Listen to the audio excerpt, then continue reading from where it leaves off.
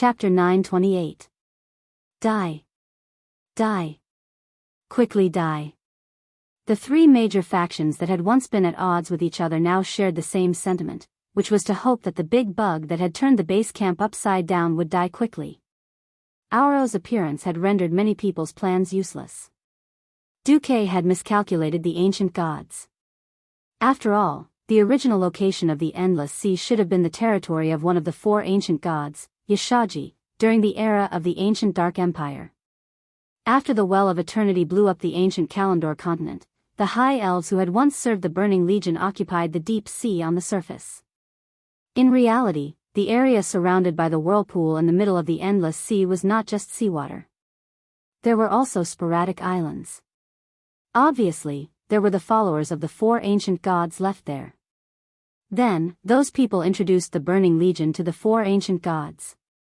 Aoro's appearance had caused the tribe's backup plan to fail.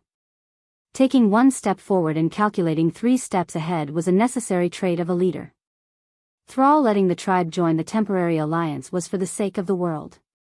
But on the other hand, this was also a great opportunity for the tribe to show off their muscles to the Night Elves. Everyone knew that if they killed a demigod, the Night Elves would definitely remember this grudge in their little black book. If the crisis of the world's destruction was resolved, then the territorial disputes around Grey Valley and the Barren Lands could be foreseen. But with Aoro's arrival, the tribe's army had been devoured by 30% without even putting up a fight. How could Thrall not be angry? The Night Elves did not have it easy either. Whether it was the ultimate skill that the Druids had prepared like a Descent of the Tree World or Tyrants, Starfall, they both consumed a lot of magic power. They were definitely going to use it to fight the Burning Legion, but now it had been used up by a big bug. How could they not be angry? No wonder Tyrant had insisted that Duque make a promise and lead the alliance to hold the mountain for a little longer. Alright, Aoro had to die. Even if he died a little slower, it would be a sin. With this in mind, everyone watched fervently as Aoro fell, twitching in pain, struggling, and struggling. Wait. No. This guy, he's not dead yet. The gigantic worm that occupied almost everyone's field of vision did indeed look like it was twitching on the verge of death. Everyone tacitly did not surround it. Everyone knew that the struggle of a cornered beast was the most terrifying, and the dying prey was the prey that resisted the most fiercely. Soon, everyone realized that something was wrong. That's right, the meteor falling from the sky had pierced through Aoro's body, and everyone could clearly see that even his spine had been completely broken. The life force of the arthropod boss, Aoro, was beyond imagination. He was showing signs of self-healing. Countless tendon-like tentacles extended from the cross-section of his spine toward his head, attempting to reattach the broken spine that was still spewing yellow fluid. Every big shot of the Alliance, tribe, and Night Elves looked gloomy when they saw this. This was especially true for Tyrant, who was struggling internally. The Night Elves did have a trump card, but that was for dealing with Archimonde. If they used it here, they would have no trump card left for the Burning Legion's commander. As luck would have it, Aoro seemed to have decided that Tyrant was the greatest threat to him. His 8 crab claws did not care about anything else as he forcefully dragged his slightly paralyzed lower body, making his 1,000-meter-long body charge straight for Tyrant at the top of the hill. High Priest, run! Tyrant's trusted aide Melon slapped the white tiger's rump. The white tiger immediately understood, and without waiting for Tyrant's orders, it immediately sprinted up the hill. Melon led more than 200 Moon Goddess Church sentinels in a counterattack against Aoro, who was madly charging up the hill. Melon. No, Tyrant could not control herself as she was dragged away by the white tiger. She turned her head to look at her sisters who had followed her for more than 10,000 years. Although they were superior and subordinate, after 10,000 years together, they were already like sisters. Seeing that Melon and the others had chosen to die in order to protect her, Tyrant could not help but tear up uncontrollably. The arrows of the Night Elf archers and the attacks of the priestesses were not even enough to tickle such a huge bug boss. Only the giant trees summoned by the Druids could cause Aoro some trouble. In fact, Aoro did not slow down at all. Instead, he continued to speed up. What shocked everyone even more was that Oro seemed to have reconnected his spine. At first, it was only the front 8 claws that could exert force, but now, even the middle claws were beginning to move. No one knew if the huge wound on Oro's chest would completely heal, but it was clear that this astonishing monster was beginning to regain its freedom. At this critical moment, the arcane light of Flash suddenly appeared near the hole on the back of Oro's head. Duque, Tyrant, Thrall, Wajin, and Grom, who had climbed up, were all shocked to see the highest commander of the Alliance standing on Oro's bumpy back. The next moment, 12 magicians' hands, the size of horse carriages, surrounded Duque and began to fire magic missiles the size of water tanks at Oro's huge wound from Starfall. Puff! Puff! Puff! Puff! The wound that was hit by the large arcane light balls began to spurt out large amounts of pus. Perhaps that was the acid in Oro's stomach. The yellow liquid splashed onto the hillside, instantly corroding large patches of green grass. A few druids who could not dodge in time were turned into a pool of pus and bones in the blink of an eye. They did not even have the time to scream. Everyone suddenly understood what Duque wanted to do. He was going to rush into Oro's body, which was like a sulfuric hell, with the body of a mortal, and find the opportunity to kill Oro. At some point, Jaina and Servanas arrived at the foot of the mountain. Seeing this, Jaina covered her mouth in horror, almost losing the ability to speak. Hundreds of meters away, Queen Sylvanas shouted, "Duque! Stop right there, you bastard!" As if he heard it, Duque tilted his head and smiled at Queen Sylvanas. "Sorry, it's too dirty here. Ladies are not allowed in." With that, Duque chose to step into the gates of hell. He activated all the barriers he could, his body burning with blazing flames, and rushed in. No. Servanas almost fainted. Duque would die if he did this. Chapter 929.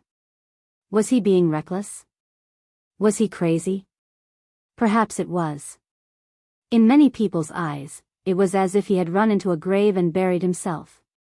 This was simply courting death among courting death. The path of life was always filled with choices.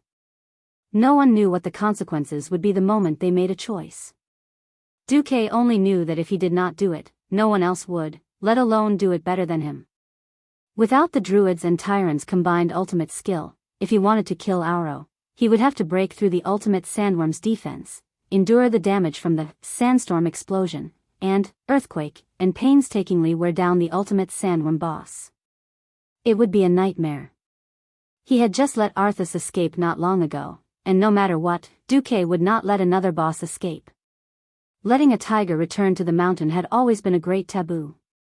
Letting a boss escape was the greatest blasphemy to Duque, who was a follower of the church who fought bosses and stole equipment. Duque was going to risk it all. The Breaking Dawn magic circuits in his body were already operating to the limit. Before charging into Oro's huge body with his staff in his left hand and his sword in his right, Duque filled every inch of his body with magical elements. Even he himself knew that he was likely to die. How long had it been since he had to resurrect his corpse? It had been so long that Duque had almost forgotten that he still believed in the Church of Brother Spring. But then again, could he still resurrect? He suddenly smiled bitterly. Before Duke charged in, his angular face and the faintly discernible bitter smile on his lips made Queen Sylvanas and Jaina burst into tears at the same time. Yes. This job, if Duque did not do it, no one else could. Everyone thought that Duque would be the one to stand up in the end, and even treated it as a matter of course. But who really thought about Duque's feelings? The two queens were trembling in shock. They were not the only ones. Every pair of eyes that witnessed this scene were filled with shock. Tyrant, who was riding on the white tiger, stopped. Thrall, Watkin, and Grom, who were about to rush forward, stopped. Tens of thousands of mortals who were struggling, retreating, attacking, or trying to help Duque stopped. Every pair of eyes was watching as Duque's magic bombarded Oro's body. Yellow blood, flesh, and internal organs rained down on the grass. Then, Duque crashed into it. It was a completely dark world. After starfall, the sky returned to daylight, and not a single ray of light could penetrate the murky pus and flesh to shine into Oro's body. Duque was completely following the system elf's instructions as he pushed forward through Oro's body, which was larger than most factories. The violent rain of arcane cannons blew up the muscles and organs in the way. The blazing flames scorched like the sun, destroying everything in its path. Every time he took a step, the tip of his toes would extend forward in front of him, preventing Duque's feet from sinking too deeply into the stomach acid and muscle tissue. The outer layer was filled with violent arcane spells, the middle layer was filled with flames, and the inner layer was filled with ice. The perfect control of a Breaking Dawn mage made the impossible possible. Duque was like the most incisive worker in the world, digging a path of victory that belonged only to him in the body of a giant sandworm called Oro. The pain stimulated Oro. No matter how slow he was, he knew that an uninvited guest had barged into his body, enough to kill him. If Duque had entered through his mouth full of sharp teeth, he had a million ways to kill Duque. However, Duque had bypassed his mouth and entered through the back of the oral cavity, outside of the esophagus. He was at his wit's end, and could only twist his body in an attempt to prevent Duque from gaining a foothold. A giant sandworm over 1,000 meters in length could easily rise and fall more than 200 meters when it kept twisting and turning. For a mere human, it was 1,000 times, 10,000 times more violent than riding a roller coaster. There was almost no air inside, and Duque relied entirely on his wind and lightning powers to condense a ball of air to ensure that he could breathe. Under such violent tosses and falls, Duque had no choice but to expend even more mana, using Magus Hand and other spells to stabilize his body and continue moving forward. Oro's final struggle destroyed almost everything around him, the orc buildings he passed, the trees on the mountain, the grass. Even the rather sturdy rocks of Mount Hyjal were crushed into powder by Oro's frenzied struggle. Will Duque succeed? Jaina was extremely nervous, her right hand subconsciously gripping Servana's left hand.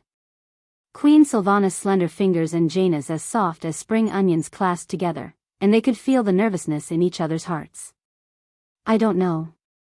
Queen Sylvanas wanted to answer, but when the words came to her mouth, they became, he will definitely succeed. Because he is Duke Marcus.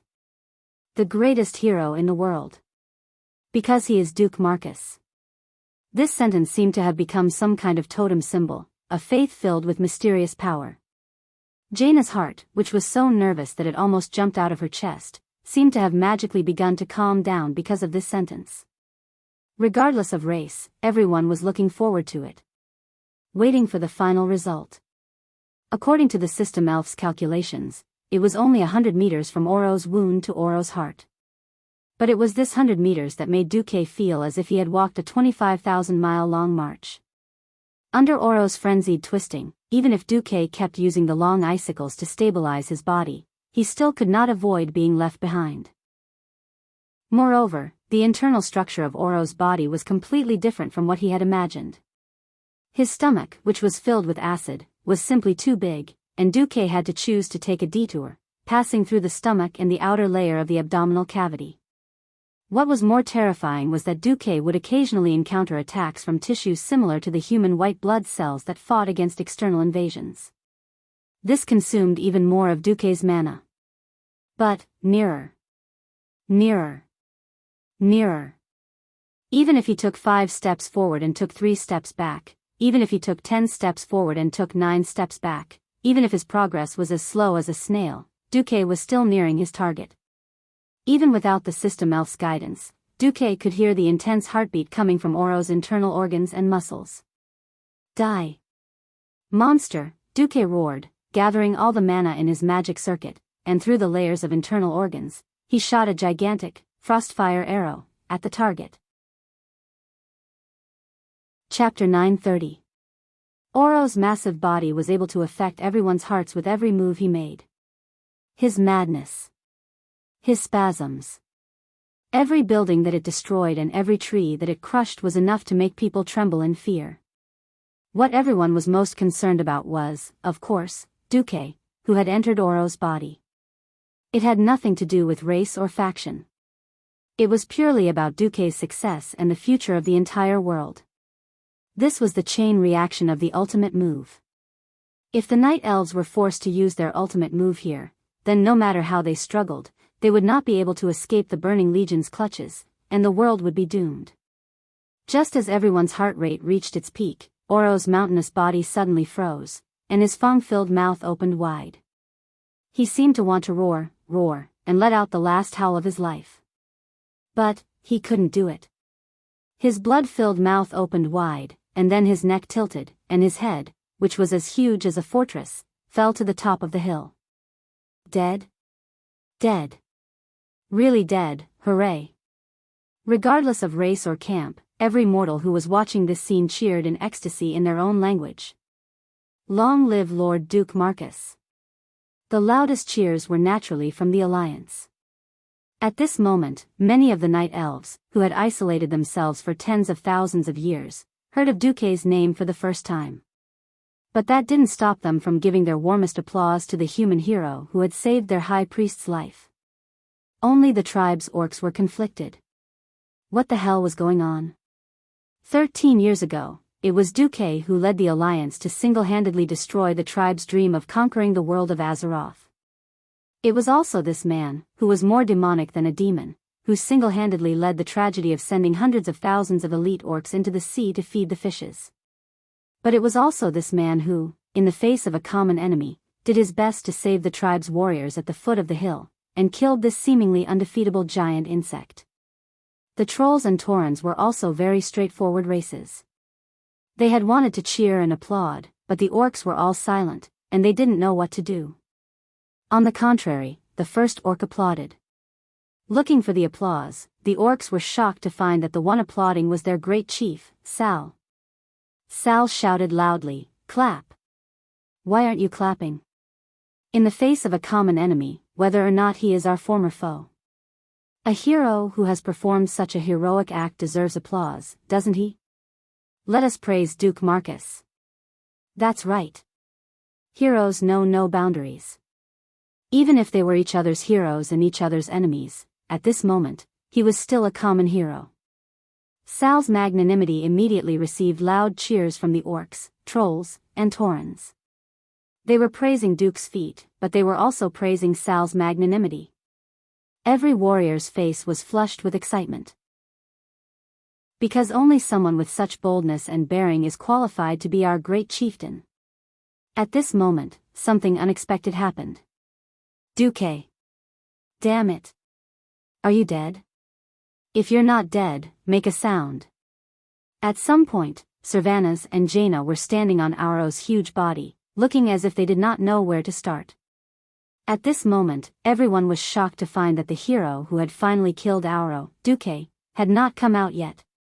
Sal's expression changed.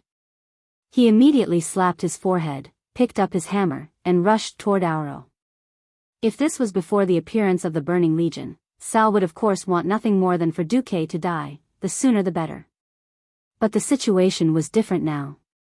They were about to rely on the Alliance to carry the burden, and if Duke died now, the Alliance's camp could easily collapse.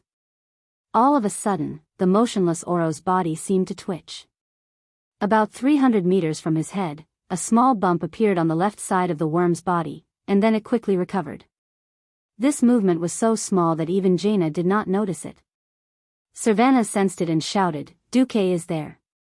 He's not dead yet. Quickly open an opening." Open? Easier said than done.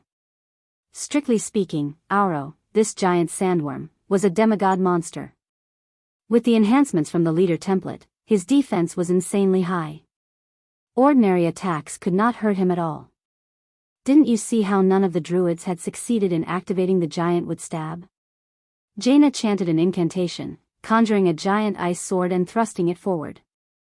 However, with a hakacha, the seemingly sharp ice sword sank 3 meters deep into Oro's soft abdomen, but it did not manage to pierce through that thick layer of skin at all. Even Jaina could not do it, let alone Queen Sylvanas. The weakness of a ranger's low attack power was magnified at this moment. Queen Sylvanas and Jaina were so anxious that they were about to cry. Even Tyrande, who had rushed over on her tiger, could not do anything. At this moment, a sudden roar came from the sky. Out of the way. The girls looked up and saw a valiant figure rushing into the sky. He leaped high and then chopped down with the momentum of a comet. That crimson light was naturally blood roar. To be able to perform such a powerful jump slash, it had to be Grom Hellroar, the one who could teach the Lord of the Abyss, Manaroth, a lesson with his axe no matter how many times he had reincarnated. For a moment, Jaina thought that this terrifying orc was going to hit them while they were down. However, Queen Sylvanas reacted quickly and pulled Jaina away. Even so, the two girls were afraid that when Grom's axe cleaved through Auro, it would also cleave through Duque. Pfft! With Hellroar's strength, it would not have been easy to break through Auro's defense. After all, this part of his body would usually be hidden underground. Firstly, Auro was already dead. Secondly, he was basically lying down and waiting to be slaughtered, so the power of Grom's axe was naturally raised to the limit. The axe actually made a cut that was even more exquisite than a scalpel's. Auro's white abdomen was cut open nearly 20 meters long, and muddy yellow blood and pus splattered out. Tyrant frowned and waved her hand. Elun's divine guardian.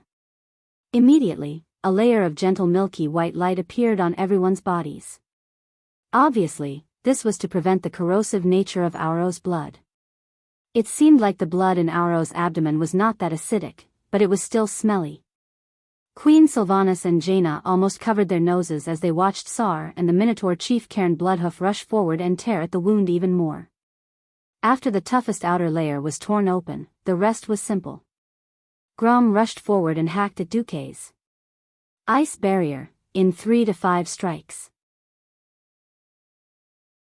Chapter 931. Duque, who had been dragged out by everyone, had a funny expression on his face. It was a strange expression that said, "There's always an unruly person who wants to harm me." For a moment, Grom almost wanted to break the ice and chop Duque's head. Fortunately, activating the ice barrier did not mean that Duque lost his perception of the outside world. On the contrary, Duque's senses were even sharper. Opening the fridge in advance was just a precaution. If Hellscream was so weak that his hand trembled and killed Duque, Duque would definitely think of a way to send the supposedly dead Grom back to hell to play in the mud after reviving. However, Duque had gone all out this time. The magic circuit was empty. If his magic circuit was usually a huge reservoir, then it was now a small pond where the bottom could be seen. Although the Breaking Dawn magic circuit could continuously generate magic power for Duque, he had used too much just now. Even if the internal organs of a demigod monster were as strong as demigods, it was really difficult to break through. After Duque deactivated the ice barrier, his legs suddenly turned to jelly, and he fell forward. It didn't matter if he fell, but he still had his two confidants by his side. Even if Gianna was unwilling, at least my baby Sylvanas was here. That was what Duque thought. Yes, the plan worked. So, Duque fell with relief. In fact, Queen Sylvanas had indeed stretched out her hand at lightning speed to help Duque. However, the stench coming from Duque's body easily repelled Queen Sylvanas. She retracted her hand as if she had been electrocuted. In less than a second, Duque was about to fall miserably into the mud. At that moment, the tribe's elder was dumbfounded. They were not even professional at saving people, let alone something as weak as helping someone up. Not to mention, weren't those two women extremely nervous just now? No one realized that most beautiful women were actually misophobic. The more beautiful a girl was, the more they paid attention to their appearance. Were there sloppy beauties in this world? Yes. It must be a magical existence that looked like a beautiful woman, a beautiful tomboy. And so, without a care for anyone, Duque fell straight and miserably into the abyss of mud. Until the moment before he fell, Duque still raised his head and showed a sad expression to the two queens. Fortunately, in the end, Queen Sylvie put on an expression that said, "Since you've already ruined me, I might as well let you ruin me once and for all," while she reached out to hold Duque's right arm. His left arm was in Proudmoore's hand. At this moment, even a fool would know that the two queens had a close relationship with Duque. Jaina immediately summoned a water elemental and swallowed Duque's large body into it. Only his head was left outside so that she could clean Duque's body. Under Jaina's superb control, Duque felt like he was soaking in a hot spring jacuzzi. After being treated like an emperor, Duque finally felt comfortable. He suppressed the urge to divorce Queen Sylvie. Duque sighed. Grom, it's your turn to save my life. We're even now. Lord Howell's mouth twitched. That counts? That doesn't count. Duque bared his teeth. Fine, I'll count it as half a life. Grom didn't say anything else in the end. His silence indicated his agreement. Duque turned to Thrall. Please order a speedy retreat. Even the seriously injured must be treated immediately and moved to the camp halfway up the mountain for treatment. So soon. Thrall was stunned. Thrall's original plan was for the tribe to immediately reorganize the defense line. They would stand up where they fell. Retreating without a fight was not the tribe's style. Duque looked at the mountains to the south. I'm afraid that the cave that the giant sandworm called Oro came out of will be used. Used? Then, could he make use of it? Thrall frowned slightly, then proposed this idea, as well as his wish for the orcs in good condition to join the defense line on the mountainside. He also expressed his determination to obey orders. It was obvious that Duque's repeated acts of generosity had influenced the entire tribe. All right, I might have to be depressed for a while. I'll leave the rest to you and Turayan to discuss. Remember, it's best that we hold on for more than 3 days. It won't be good for either side to lose too much, so please make sure to rotate. Understood. Thrall nodded heavily. History had changed greatly.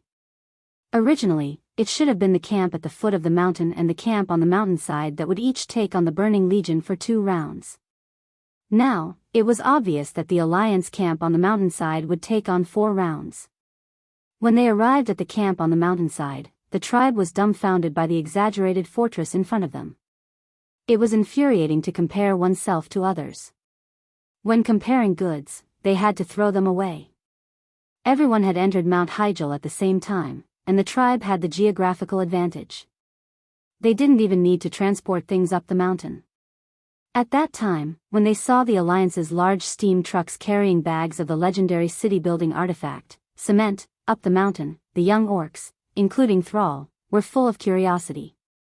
When the Alliance mixed cement and steel to form this towering concrete city standing in front of them, Thrall finally understood why his predecessors had suffered such heavy losses after crashing into the humans' military fortifications.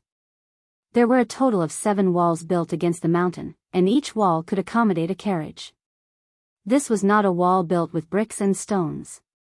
The 7th wall, which had not yet been fully formed, clearly told the tribe that the wall was built with a huge steel net as the base, and a huge template was covered on the outside. Then, in the gap between the 2 layers of template, the magical slurry of cement was poured. Each wall was also divided into 2 layers of outer walls and the thickest inner wall. The outermost layer was also a reinforced concrete structure, purely to resist physical attacks. The middle layer could not be seen. But this could ensure that the damage and collapse of the outer wall would not affect the structure of the inner wall, which in turn would affect its load-bearing capacity. The outermost 3 layers of the wall had been completed, and the orcs could also see that on the middle 3 layers of the wall, the mages, who were suspended in the air by baskets, were engraving magic runes on the middle layer of the wall to strengthen its ability to resist dark magic. Thrall and the others were completely shocked. The camp at the foot of the mountain that they had painstakingly built felt inferior to even a human town. In his heart, Thrall was even more determined that he could not say it out loud. After Thrall and Turayan discussed cooperation and the distribution of supplies and other issues, Duque was taken to the most heavily guarded room in the fortress to recuperate. Rest well, we have something to do, so we'll leave first. Queen Sylvie and Jaina were also busy people, and they were about to prepare for war. Duque suddenly said, "Wait." Chapter 932. What's wrong? The 2 queens were stunned at the same time. This time, because they were worried that Duque would be injured, the 2 queens put in a lot of effort. Jaina brought Aegwin out to check on Duque's injuries, and Queen Ciri directly let Riadaline come to Duque's side as a guard. Plus, Vanessa, who had been guarding Duque, was quite skilled, so it could be said to be foolproof. They didn't know why Duque suddenly stopped them. Duque smiled mysteriously. Beating down a strong enemy, wouldn't it be too much of a killjoy if there weren't even spoils of war? With that, Duque raised his hand, and a lot of equipment that had obviously been preliminarily cleaned fell out of his spatial bag. Duque clapped his hands. Come, call Ronan and Lillis, too. After a while, everyone was present. Everyone was a knowledgeable person. No one would have thought that Dooku would be able to get so many good things after killing that super big insect. Sensing the mysterious magic power that was emanating from the equipment, everyone knew that this was ancient magic equipment that far surpassed the modern world. It was likely that it even dated back to the ancient Darkness Empire. Most women were misophobic, especially women of status like Jaina and Servanas, who couldn't possibly use these strange-looking large pieces of equipment. But others could use them. This time, everyone came all the way to Kalimdor to support us. Although it's for the greater good, everyone is risking their lives to fight. On one hand, it's to reward everyone, and on the other hand, it's to increase everyone's combat power. So, if you get the equipment, please don't refuse. After some introductory remarks, Duque fought the tycoons and divided the land. Oh, he killed the boss and divided the equipment. Riadaline, this insect scale blocker, is yours.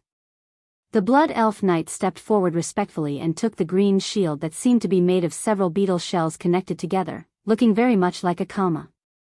At first, she thought it was strange, but when she successfully connected her magic circuit to the shield, a look of pleasant surprise appeared on her face. Thank you, Lord Commander.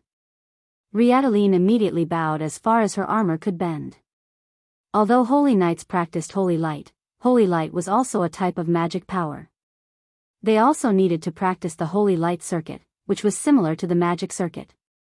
Due to the special characteristics of the class, the Holy Knight's Holy Light regeneration was actually lower than that of the priest and mage. This shield was commonly known as the Milk Shield. It was a shield that increased intelligence and spirit for paladins. Among the paladins, there were Mograine, Sidan, Turalian, and others who were strong enough to tank at the front lines.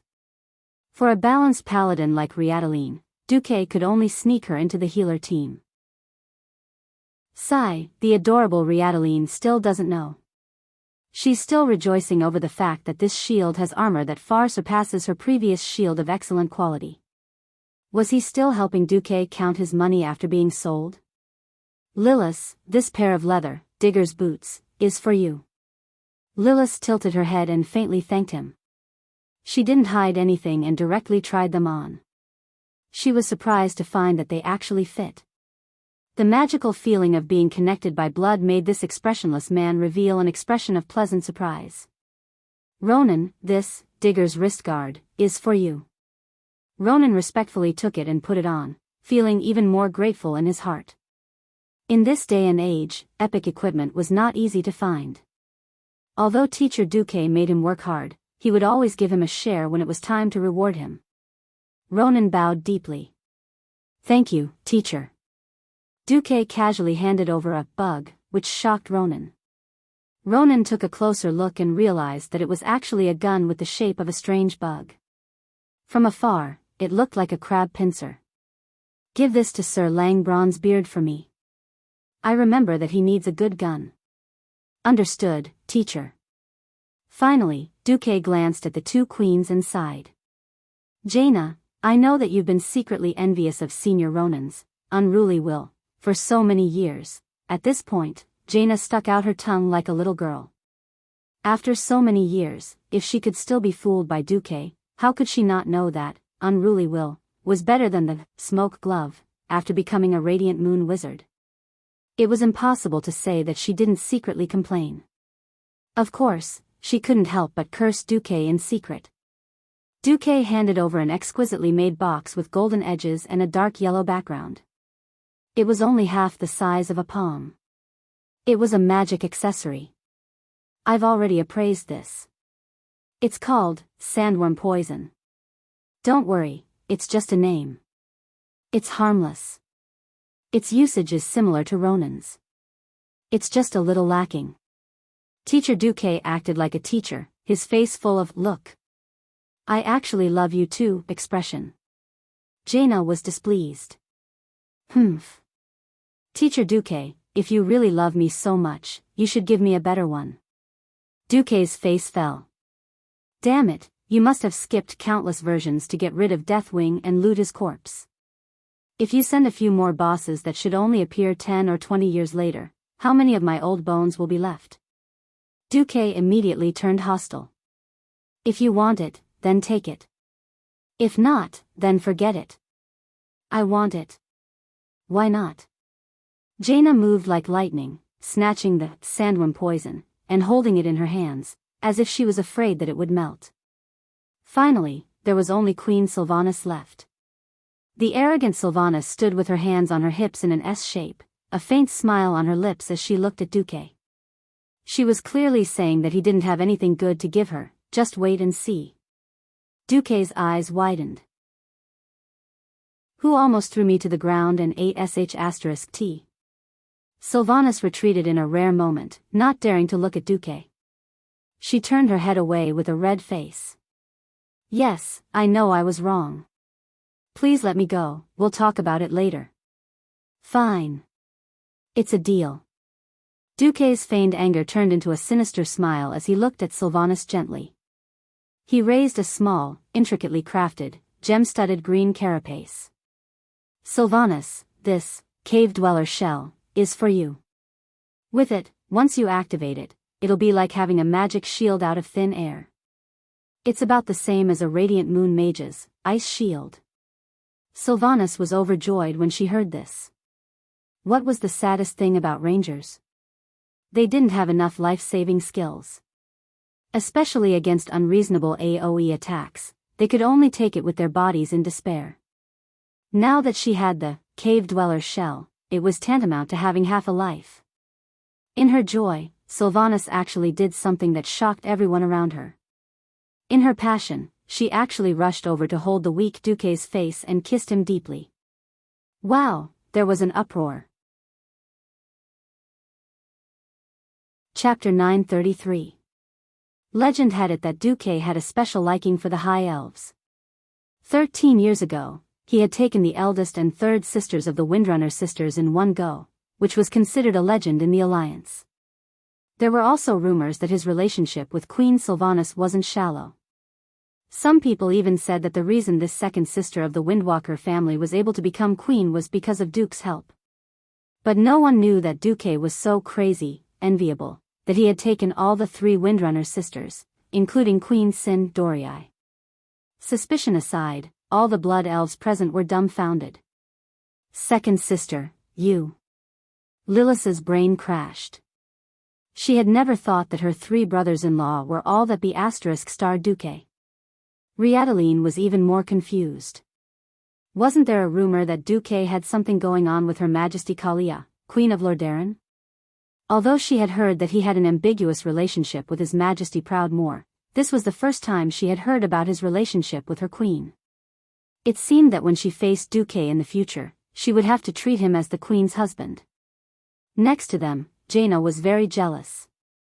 There was a strange feeling in her mouth, and she looked at the two of them with complicated eyes.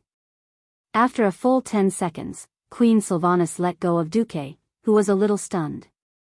Yo, I'm still willing to kiss you even though you're so smelly. We really do love each other. Duque was embarrassed. Only then did he remember that the smell on him had not completely faded. As if to announce to the world that Duque was her possession, Queen Sylvanas playfully patted Duque's face. Okay, we all know that you've overdrawn your magic circuit just now. Have a good rest. If you really can't take it anymore, someone will come to you. With that, Queen Sylvanas tilted her head. Vanessa, please clean this guy up. I don't want him to still be so smelly the next time I see him. As you wish, Duchess. Vanessa looked respectful, but in fact, she did not hesitate to push Queen Sylvanas. She was clearly saying, I don't recognize any queen. Only the true matriarch of the Marcus family can order me around. You can be a duchess or get out of here. Queen, she was in high spirits. There was no hostility. Instead, there was a faint admiration. Good, not bad. Only a maid like you can protect and take care of my man. I'll leave it to you. Yes. Vanessa replied with impeccable etiquette. Everyone dispersed like the tide, leaving only Duque and Vanessa. Duque said, Vanessa, give me a moment. I need to take a shower. Stop joking. His Majesty Proudmoore already told me that you used up almost all of your mana just now. You had to use a small amount of magic to force your body to move even a finger. It won't be good for your body if you keep pretending. Ugh. When the truth of the matter was suddenly exposed, Duque was embarrassed. But could it be that Vanessa wanted to help him bathe? Oh, no, such a beast, oh, welfare thing, how could it happen to me? If you don't see, you wouldn't know that the little maid who didn't have a great figure back then was already, cough cough.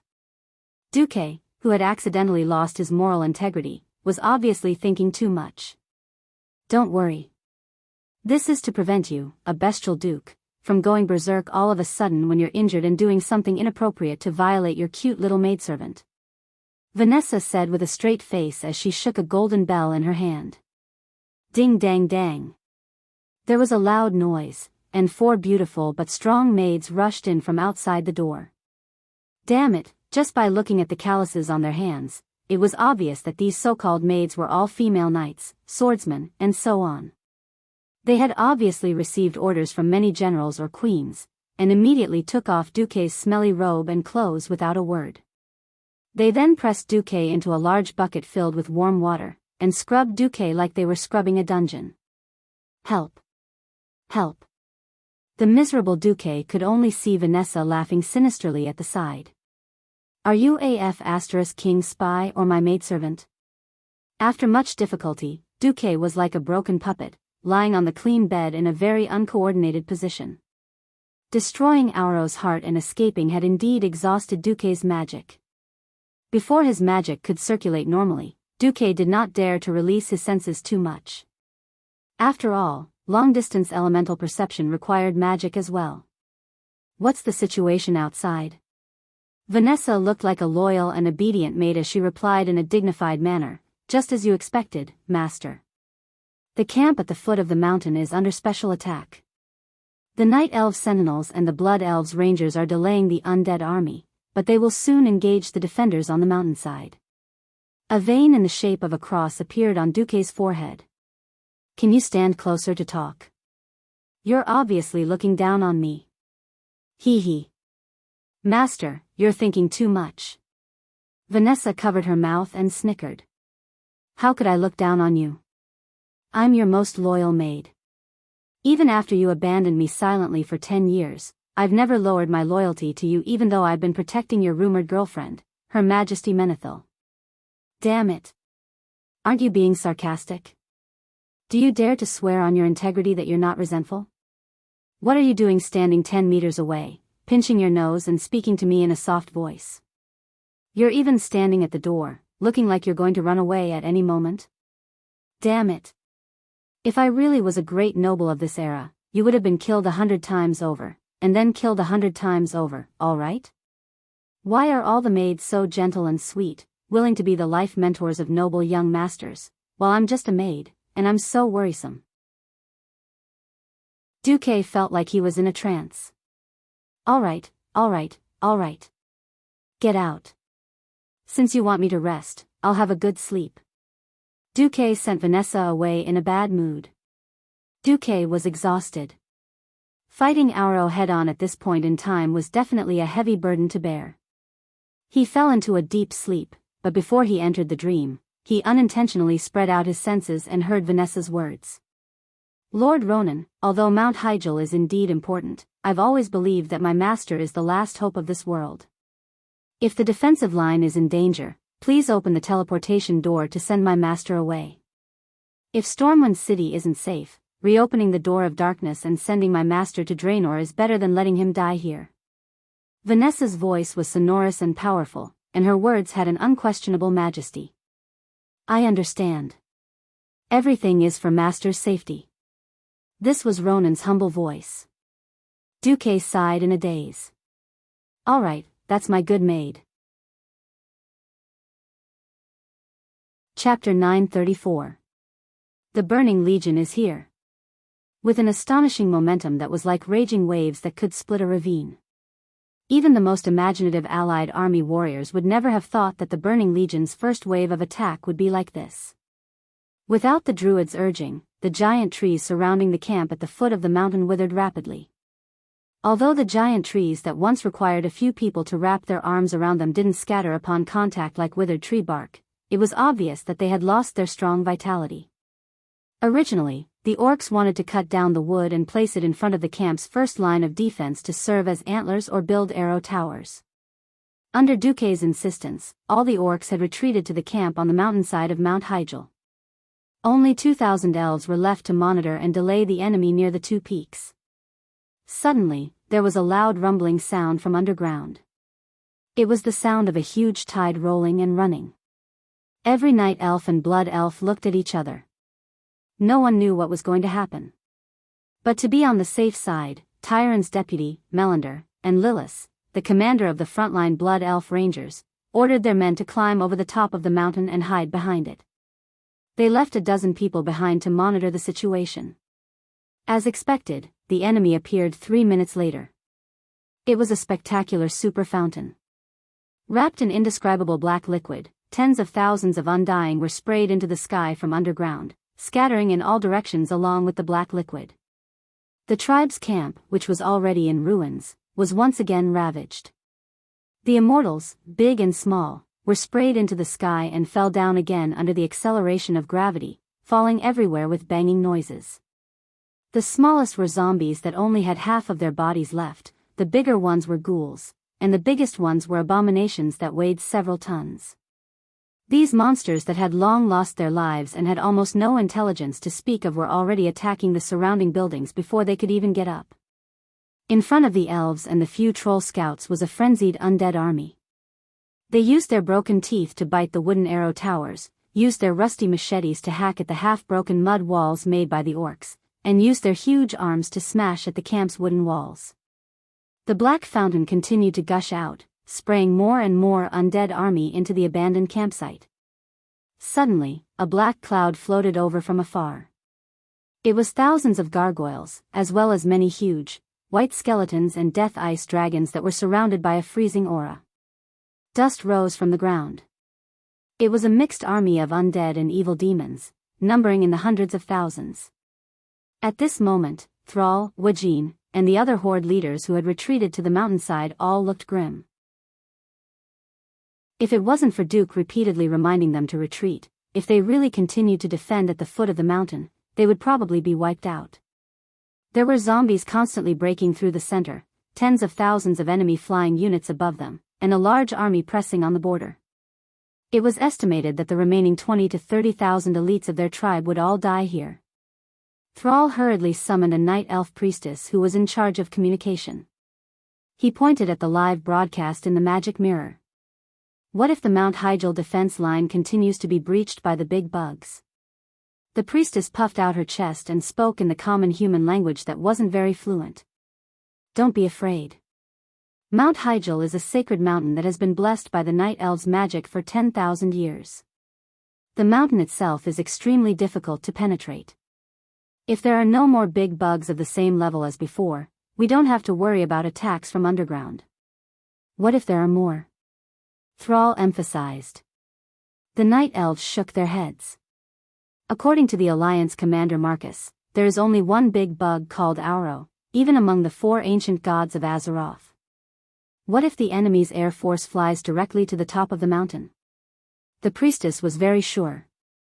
The sacred mountain has a powerful anti-air magic array.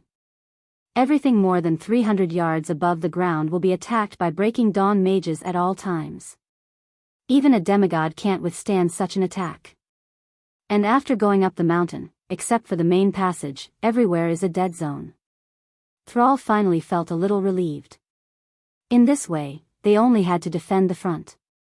At this moment, Thrall saw the elves in front begin to retreat. Because of the terrain, the undead army looked very fierce, but they were always a distance away from the elves. The area within 200 meters of the elven army was an absolute dead zone. The elves nimbly ran between the mountains and the woodlands, occasionally turning around gracefully to shoot an arrow, blowing up the heads of the zombies or ghouls charging at the front. The elves fought and retreated. Arrows rained down, but they still couldn't stop the tide of zombies that numbered in the tens of thousands. It's here. Thrall raised the hammer of destruction in his hand. Prepare for battle. After coordination, the Alliance gave up the first and second city walls on the mountainside and left them to the tribe to guard. Thrall's shout caused the entire valley to reverberate with the unique battle cry of the tribe. Loktar. Not long ago, they had lost their campsite for no reason, so the orc warriors' chests were filled with anger. They raised their steel axes and hammers that had been baptized with holy water high up in the air and let out roars filled with fighting spirit. At this time, the black tide was very close. Cover fire. Number 1 shooting unit, fire. Behind the first city wall, there were 100 dwarven mortar squads. The thick and round cannons immediately let out a deafening roar. Bang bang bang. In any case, it was difficult for the orcs to adapt to the somewhat dull sound coming from behind them, and some orcs even subconsciously shrank their heads. But the elite dwarven gunners were not just for show. The mortar shell flew into the air and drew a beautiful arc.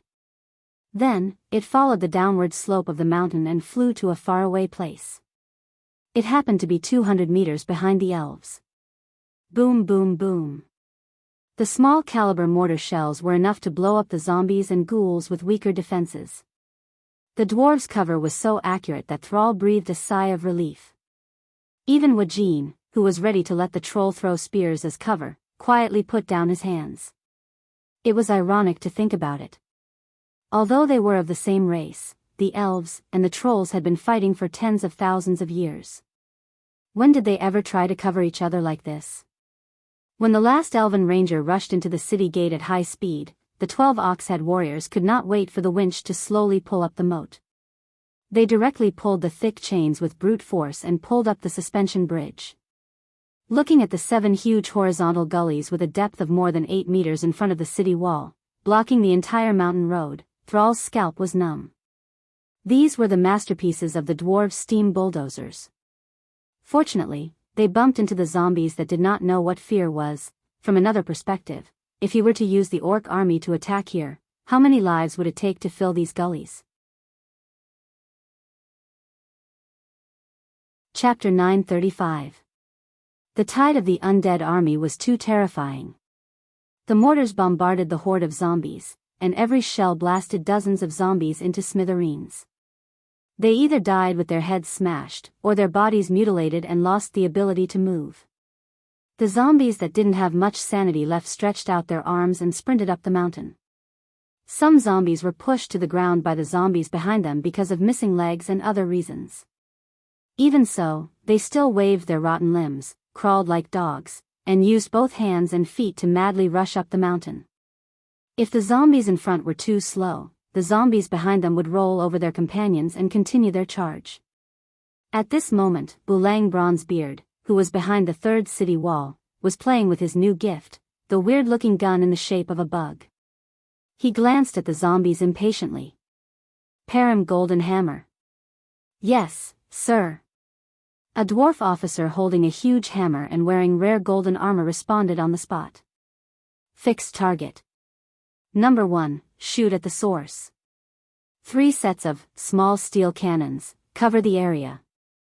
Don't slack off, even if we're covering for those damn orcs. But, from another perspective, we're letting them remember the battle at Blackrock Mountain. Bulang's evil smile quickly spread among the dwarves. Hee hee. Hee hee hee hee. 15 years was like a generation for humans. But for the dwarves, who had an average lifespan of 800 years, 15 years felt like a month for humans. Every dwarf warrior could still remember the humiliation of being blocked by the Bloodring tribe at their front door, and not being able to enter their own garden. They didn't have the romance of hunting with guns, and they didn't have the spare time to collect the treasures from the mines. The dwarves were very unhappy about working with the horde. The orcs were once slaves of the Alliance, and now they had no place to stay. They could only run across the ocean like stray dogs. Why do we have to work with those damned green-skinned dwarves? The dwarves didn't understand. If the order wasn't given by Commander Duque, who had always supported the bronze-beard dwarves during their most difficult times and had never lacked food and medicine, the dwarves would have used guns filled with gunpowder but without bullets to shoot that fellow. Why are the faces of the black iron dwarves black? Ever since we sprayed his face with our muskets, it has turned black. This was a clumsy dwarf-style joke, but it also reflected that if one didn't have some achievements in the Alliance, it would be impossible to control this group of irascible dwarves. Alright, Bulang had chosen the small steel cannon that had beaten the horde into dogs back in the scorching canyon. The small steel cannons that shone brilliantly in that battle were, in fact, many more were built later on. Who knew that after the battle at Scorching Canyon, he would no longer have a use for it? At one time, the watchtower in the blasted land had 36 small steel cannons at most. Later, as the times changed, the small cannon was replaced by the more powerful Little Duque cannon. The dwarves never lacked iron ore, and it was quite troublesome to recycle these finished products. As a result, all those small steel cannons could only be placed in the warehouse to play games with the dust. Duque had instructed the dwarves to bring the small steel cannons in this rare battle across the sea. He even said that they would respond to tactics and abandon the cannons at any time. Since it was an outdated piece of trash, Bulang was naturally happy to obey. Who would have thought that it could be used to scare the orcs? As expected, when the large cannons boomed from the third wall, many of the older orc warriors were almost scared to death. This was a nightmare that had traversed 13 years in time. Every old orc who had been captured in the Scorching Canyon remembered the humiliation of being forced to surrender by the terrifying firepower of the dwarves, those bastards. Varrock and Brock, the two veterans who had experienced the first and second battle of the Dark Portal, were instantly enraged when they heard the dwarves' wild laughter that seemed to have been deliberately suppressed. Sar had just rejoiced at the support of the dwarves' cannons when he noticed that many of the incomparably heroic old orc warriors were behaving unnaturally. What's wrong? Sigh. In the end, it was Grom, who had experienced the war but not the last battle of the Scorching Canyon, who told Sar the story. What? Are you sure that this is the small steel cannon that destroyed the last orc army? Sar fell silent. Although the relationship between the Alliance and the Horde had shown signs of warming up recently, the damage done to each other in the past was too deep. The Horde had slaughtered many humans, dwarves, and high elves. The Alliance had also destroyed the Troll Empire and enslaved the orcs. This was already a bad debt. Pass down the order. Our enemy is only the living in front of us. Don't be distracted by the small details. We will prove the glory of the Horde with merit. When the Horde warriors calmed down, they found that the dwarves' cannons were still very powerful. Under the sunlight, many huge black cannonballs fell from the sky. They landed accurately on the seemingly wide mountain path that was hundreds of meters wide, sputtering out with sparks that ignited pieces of the ground. They screamed over the two huge walls, creating a hellish scene in front of the orcs. Sal suddenly understood why the incomparably brave orc seniors in his heart had broken down and become captives. This was not a destructive weapon that mortals could resist with their bodies. Without becoming a professional, there was no chance of survival in the face of this level of attack. Logically speaking, in the face of this kind of attack that could wipe out everything within a 100-meter radius, there shouldn't be any existence that could survive. But Sar found that he was wrong. A large number of abominations, stitched together with countless corpses, actually passed through the line of destruction and rushed to the bottom of the city wall under the seemingly destructive cannon fire. After all, it was a blind spot that the cannons could not reach. Attack! Wajin's command sounded. Behind the widened shooting holes, the trolls stretched out their long arms and threw their steel spears at Wajin. These terrifying spears that could kill a Tauren with one spear could not stop the movement of the abominations for even a second.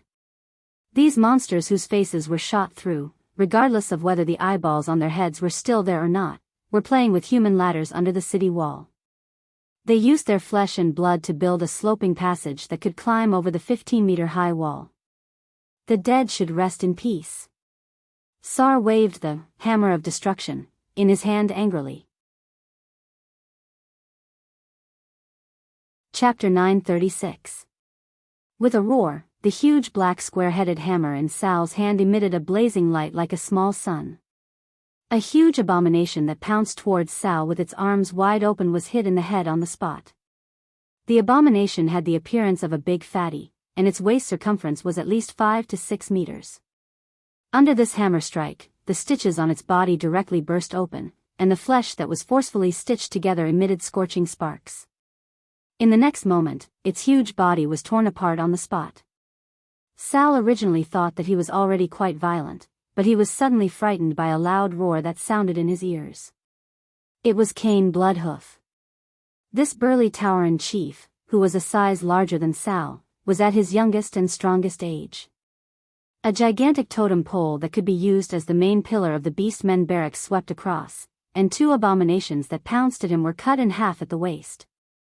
He picked up the lower body of an abomination and threw it out effortlessly, like a bowling ball or a cannonball.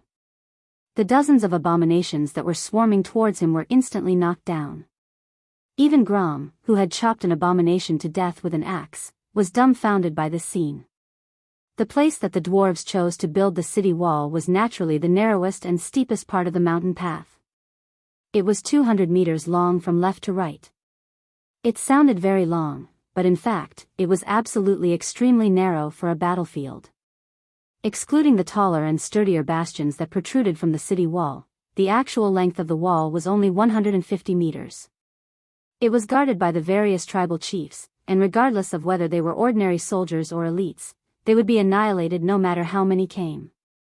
Seeing that the number of the undead army was gradually increasing, Wajin waved his hand, and immediately the orcs on the bastions worked hard to shake the handle of the pump up and down, using the FFF flamethrower that once terrified the tribes, on the undead army. The city defense version of the flamethrower was even more insane. After the improvement, the fire oil was clearer and had a higher burning ratio. Due to the 45-degree mountain terrain and the fact that they had the upper hand, the flame tongues could easily be ejected 100 meters away. After a few rounds, the 8 bastions had turned the narrow mountain path into a flaming purgatory. With the explosions of the small cannons and the sprinkling of the flamethrowers, even if there were occasionally elite abominations that were bathed in flames, it would only take a single strike from an orc centurion or ox-head warrior. Grom held Blood Roar in his hand. His eyes seemed to have traveled through time and space, back to the Grand War era. Once upon a time, the battlefield between the Alliance and the Horde was a battlefield dominated by strength, skill, and courage. That was the era when the elites of the Draenei tribe who had experienced the Draenei War wantonly flaunted their military might. That was until a human named Duke Marcus appeared out of nowhere and completely changed the situation of the battlefield. His little invention, the F-type flamethrower, had caused the 100,000 elites of the Warsong clan to be unable to advance an inch in the Silverpine forest. They had no choice but to rely on the Blackrock tribe, which had innate fire resistance, as their main force. Unexpectedly, after 13 years, it was the orcs' turn to use fire to deal with the Calamity army. "Be careful!" Varrock suddenly shouted. Everyone suddenly realized that there were many giant abominations wrapped in a frosty aura that boldly charged through the dead zone of the cannonballs, passed through the sea of fire, and killed their way to the city wall. "Use fire bombs!" Thrall ordered decisively. At the back of the platform on the city wall, the orcs hurriedly threw out the metal shells in an extremely rough manner. Then, when the so-called fire bombs were thrown into the sea of fire, an even more intense flame burst forth. The temperature was so high that even the orc standing upwind couldn't stand it. Not to mention the abomination in the sea of fire. The high temperature caused its fat body to continuously lose weight. The essence of a corpse was still fat and bones. As long as the fire was strong enough, the abomination itself was a huge flammable object. The abomination that had worked so hard to break through the purgatory was defeated just like that. Haha. If the Burning Legion is only at this level, let alone 3 days and 3 nights, I can even defend for a week. A young orc warrior said proudly. As if it was a slap to his face, a large group of gargoyles began to fly over from afar. Thrall's face darkened. Get the wolf riders ready to throw themselves into the net. At this stage, the tribe was so poor that they didn't even have many wyverns. How could they fight against thousands of gargoyles? Fortunately, the special nature of Mount Hyjal reduced the height at which the gargoyles could climb. Otherwise, there would be no need to fight at all. In fact, other than the net, the tribe's more effective long-range weapon was the less efficient javelins in the hands of the trolls. Of course, the tribe still had shamans. Unfortunately, shamans were so rare. They were all treasured and feared to melt in the palm of their hands. Other than leaving them to the rear to treat the wounded, Thrall would not let the shamans go to the front line until the last moment. At this time, Bulang, who was on the 3rd city wall, accidentally fired his larva of the giant worm. Bang! A huge gunshot rang out, giving the surrounding alliance warriors a fright. Bulang's face was not red, and his heart did not jump. He was full of nonsense. You don't even understand this. I fired the gun as a signal to tell you that it's time to load Type 3 bullets. The so-called Type 3 bullets was also Du's bad taste. When he came up with this idea, he didn't expect the dwarves and gnomes to come up with it. However, the dwarves weren't afraid of having a big brain. They were afraid that your brain was not reliable and would waste a lot of materials. Duque, who seemed to have a big brain and was reliable, was naturally the god of invention among the dwarves. During the 10 years he was away, the dwarves regarded Duque's idea as the Duque Bible, and developed the Type 3 bullets, and mass-produced them. The dwarves' version of Type 3 bullets used a large shell with many burning bullets in the shell. Using the small steel cannon as an example, the shell was 1 meter in diameter, 3 meters in length, and weighed 1,360 kilograms. There were 996 to 1,200 bullets in the shell, and there were many versions such as the small steel cannon and the small Duque cannon. Once it was fired, it would be like a goddess scattering flowers. No matter how many air forces there were in that area, they would all be wiped out. What? You're asking why they didn't just use shotguns, such as the grape shot from the cannon? The grape shot's range was too short, it couldn't hit far. Moreover, if they fired from the back of the orcs, once the shell couldn't go around the front wall and hit the orcs' butts, the Alliance and the Horde might start fighting before the Burning Legion could reach them. Just as Thrall was bitterly preparing to fight, the small steel cannon that had killed their predecessors opened fire again. It was different from the big shell that exploded when it hit the ground. This was a cone of fire that exploded in midair like a beautiful firework. Chapter 937. Half a minute ago, all the rookie orc warriors subconsciously raised their heads. With a slightly confused and helpless expression, they even forgot to hold up their shields, bitterly becoming witnesses to the spectacle in front of them. It was an enemy so dense that it looked like a dark cloud. The gargoyles, which were almost free of the shackles of gravity, had the strongest limbs, sharp and dark claws, a demonic face, and scarlet eyes that flashed with the most demonic fierceness. A moment ago, the entire defense line of the city wall was still bathed in sunlight, but suddenly, the sky darkened. The army, which lacked mobility, was passive whenever it faced the agile and soaring air force. Coupled with various factors such as range and hit rate, the Horde warriors could only be beaten up at this time. Originally, Sal was prepared to suffer heavy losses. Unexpectedly, as the roar of artillery in the distance behind him became more ear-piercing, Sal discovered with his amazing dynamic vision that the dwarves had changed the cannonballs to larger red cannonballs. They weren't blasting at the ground, but throwing them into the sky. It looked like fiery conical fireworks blooming in the sky, and they broke the black haze of death in a unique manner. Each red cannonball was equivalent to over 1,000 tiny flame warheads. They poured their destructive power unscrupulously into everything flying in the sky. Sal saw with his own eyes that a cannonball passed by, and the nearest gargoyle was directly turned into a sieve. The wings, which were as solid and thick as a stone wall, were full of holes of all sizes. The head and chest, which could have been broken with a sledgehammer, were full of potholes and continuous cracks. The mountain path of Mount Hygel, which had a limited flight altitude and area, was definitely the best place for the dwarves' magical cannonballs to show off. With one shot, at least 30 or 40 gargoyles fell from the sky. The originally dense and numerous gargoyles were like dark clouds, but after a few rounds of artillery fire, they suddenly became riddled with holes. Many gargoyles, after falling from the sky, still did not completely lose the ability to move. They still drove their burly bodies to climb in the direction of the city wall. Sal curled his lips. Wajin. Understood. Groups of dark spear trolls rushed to the top of the city wall. They stood behind the orc warriors, stretched out their slender arms, and swung their arms to throw out round stones. When it came to throwing, the trolls had a talent that the beast men could never hope to match. Stones the size of kettles drew a straight line in the air and struck the gargoyles on the ground. Crack. Crack.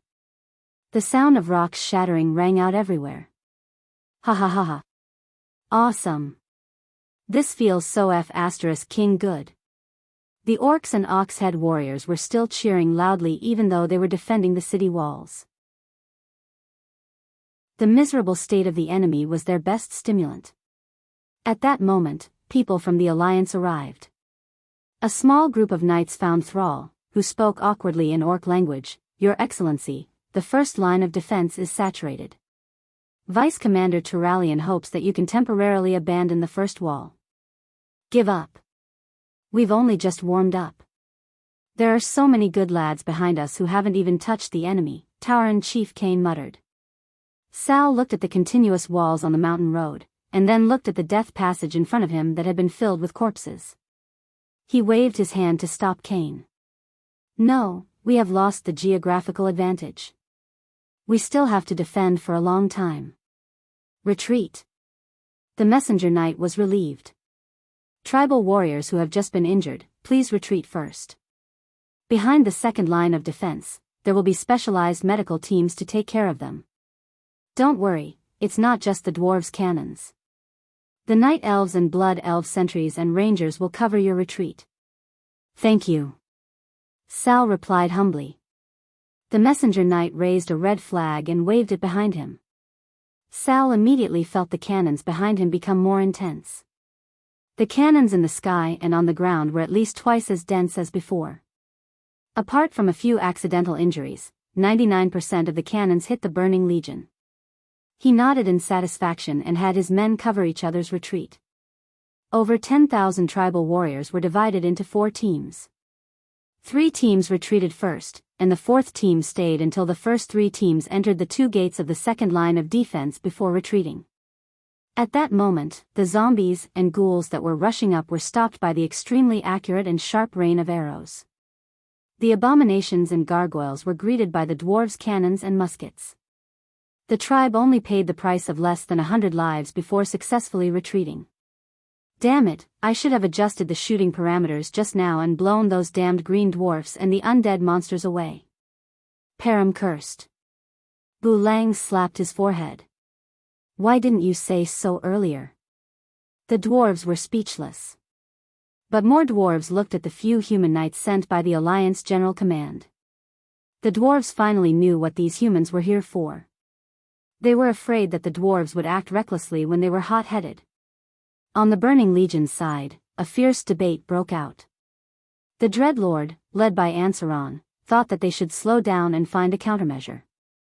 The Alliance's cannons are too powerful. We don't have enough cannon fodder, and the terrain is too narrow.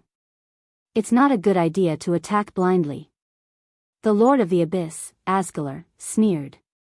Ansaron, you've been in this world for too long. Is your brain broken? The Burning Legion has destroyed countless worlds. This one will be no exception.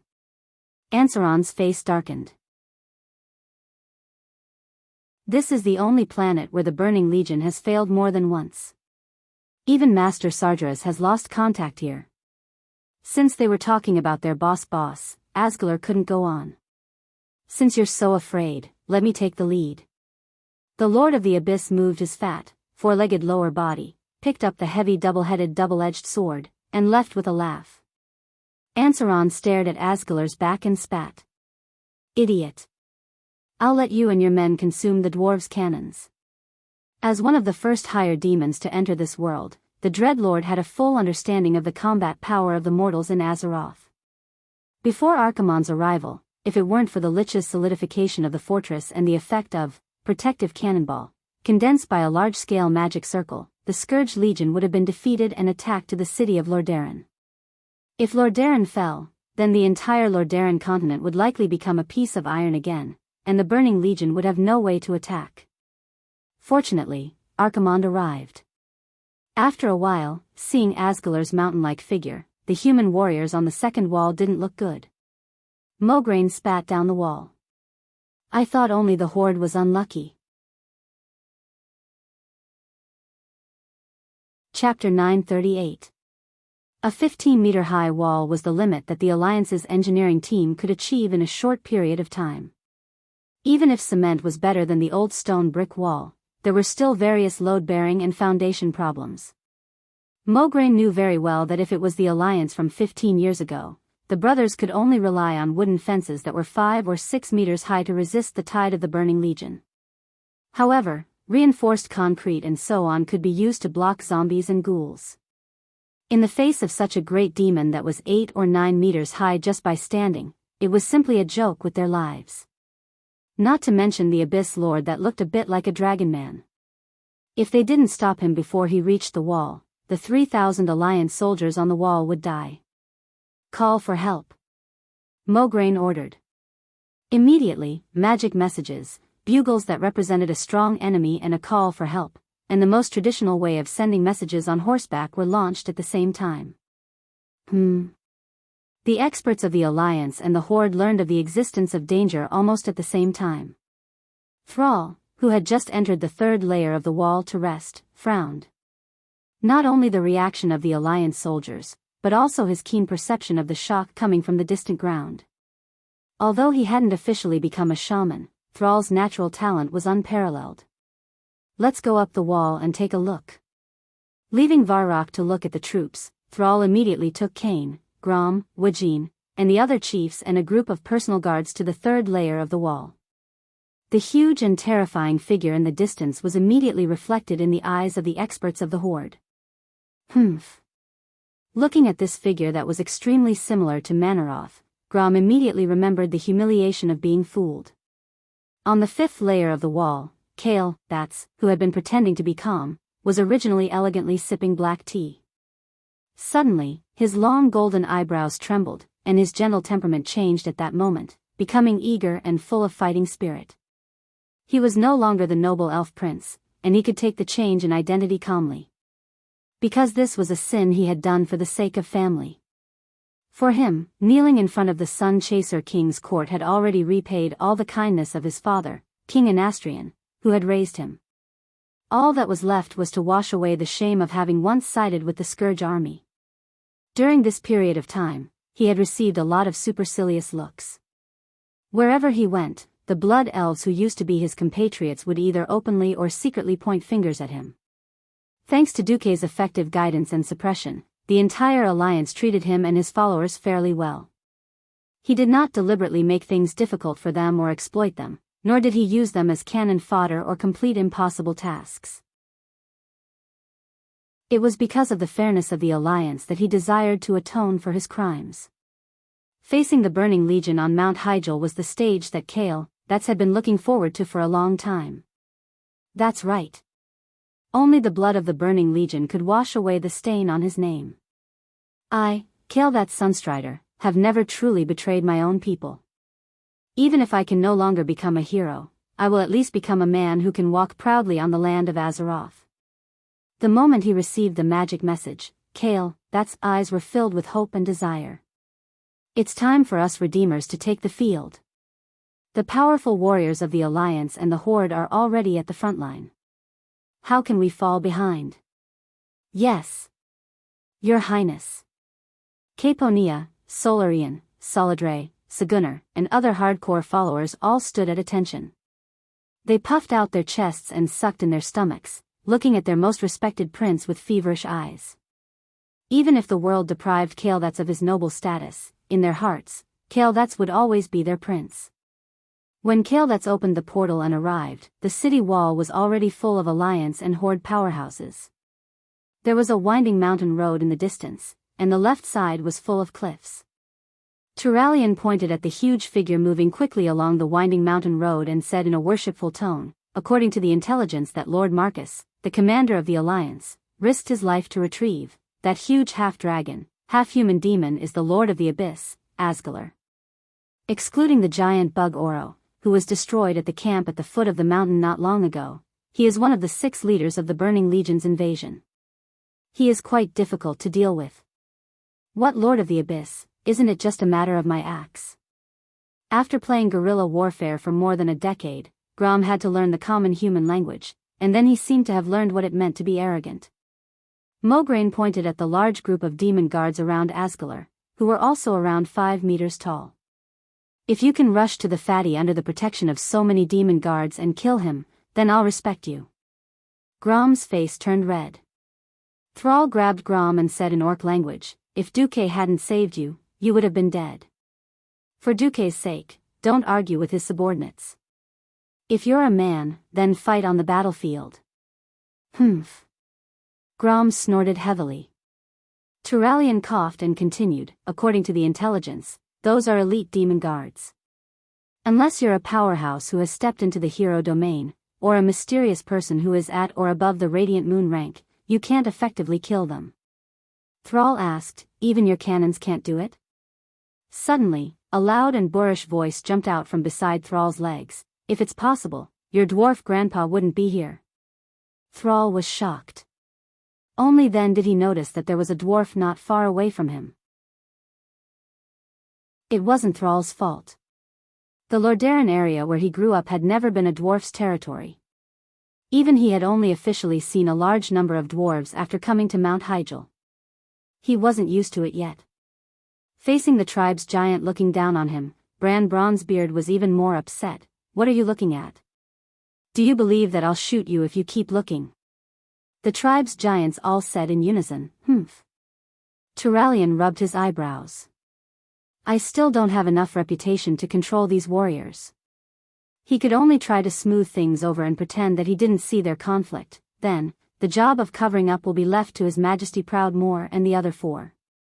Jaina, Ronan, Kael'thas, and his 2 followers bowed slightly. As time passed, Asgalar and his men finally crossed the first wall. Standing on the first wall, Asgalar raised his heavy sword and slashed at a fort next to him. The heavy sword wasn't too sharp, but the combination of weight and strength was a terrifying destructive power that mortals couldn't imagine. The gigantic double-headed heavy sword cut through the entire fortress made of reinforced concrete as if it was cutting through an oversized piece of tofu.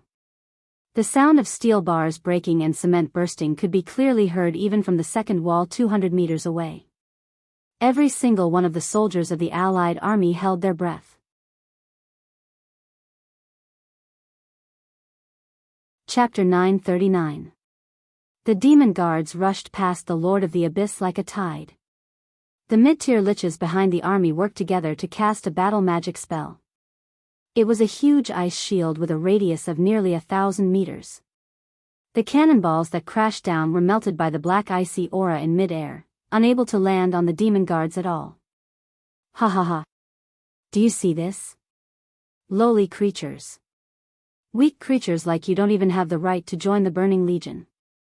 It's futile no matter how you resist. Your only outcome will be the same as this tower, completely destroyed. Ha ha ha ha. The Lord of the Abyss, Asgalar, wasn't speaking in the common language of the beast men. Instead, it was a language unique to demons that could directly enter one's soul. The vicious words rushed into the hearts of every Allied army soldier without any hindrance. Tisk. Every Allied army soldier's face was filled with indignation. Those standing at the front of the city wall were either chiefs or queens. Even a clay figurine would be enraged after being humiliated by a greater demon who was so good-looking, not to mention a powerhouse who was at the top of an area. Jaina gave a thumbs up in a domineering manner. In the next second, she turned her wrist and pointed her thumb down. Only 4 cold words jumped out of the mouth of the newly crowned Queen Kultiras. Kill them.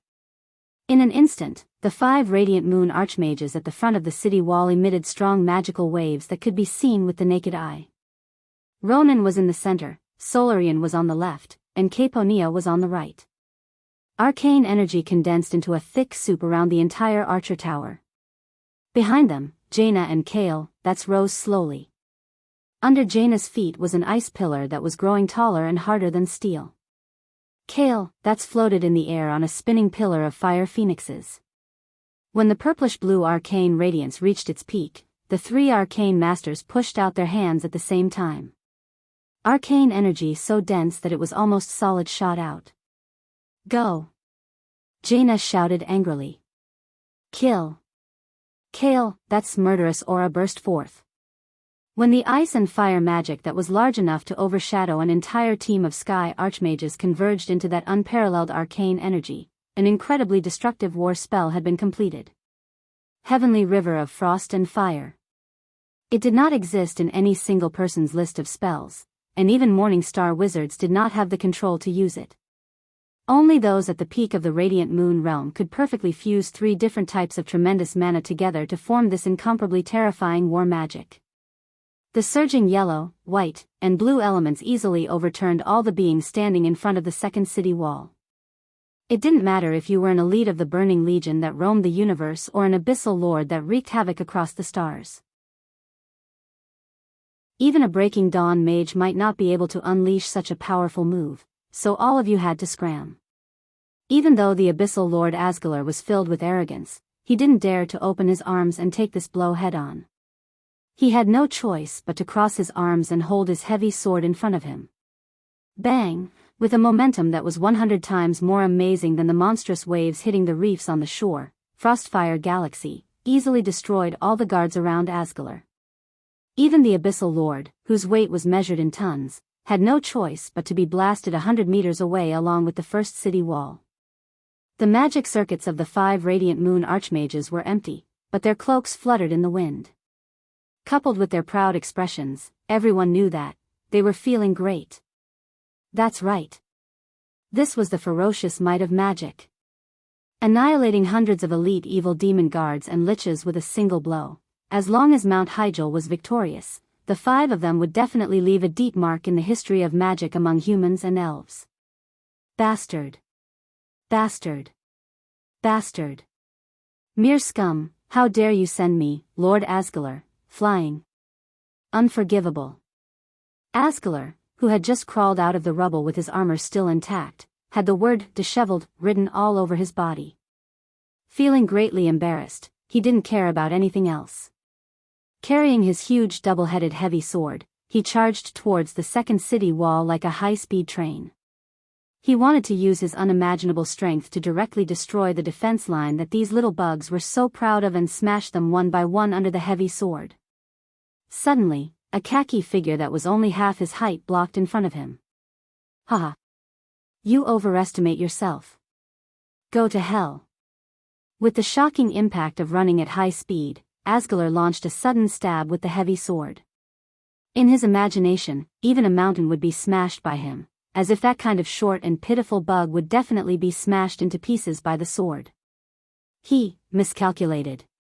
The wooden totem pole that was no smaller than his double-headed greatsword burst out with a green natural brilliance that he couldn't understand. Under the innate divine power of the Tauren, the totem pole and the heavy sword collided like stars. The final result was unexpectedly a draw. Cain Bloodhoof, who blocked him, staggered a few steps back. Even the solid ground couldn't withstand this terrifying impact.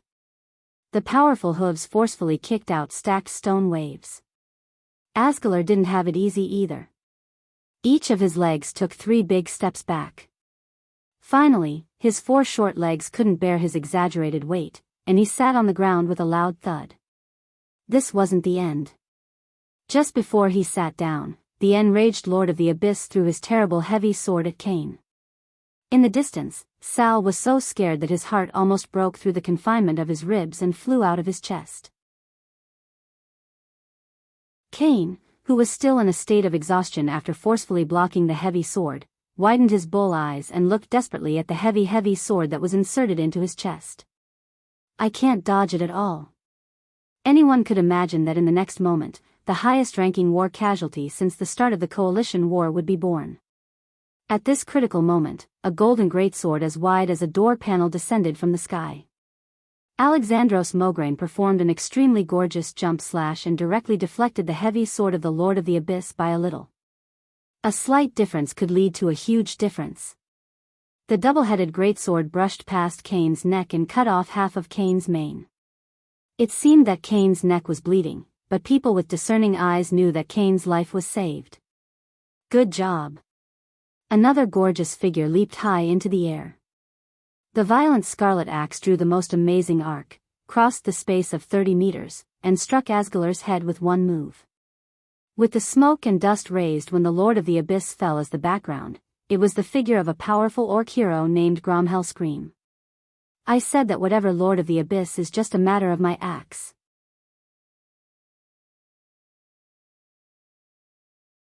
Chapter 940. Pretentiousness was like the wind, always with me. Lord Howl's pretentiousness was so off the charts that all the heroes who had just covered for him and blocked the sword for him were overshadowed.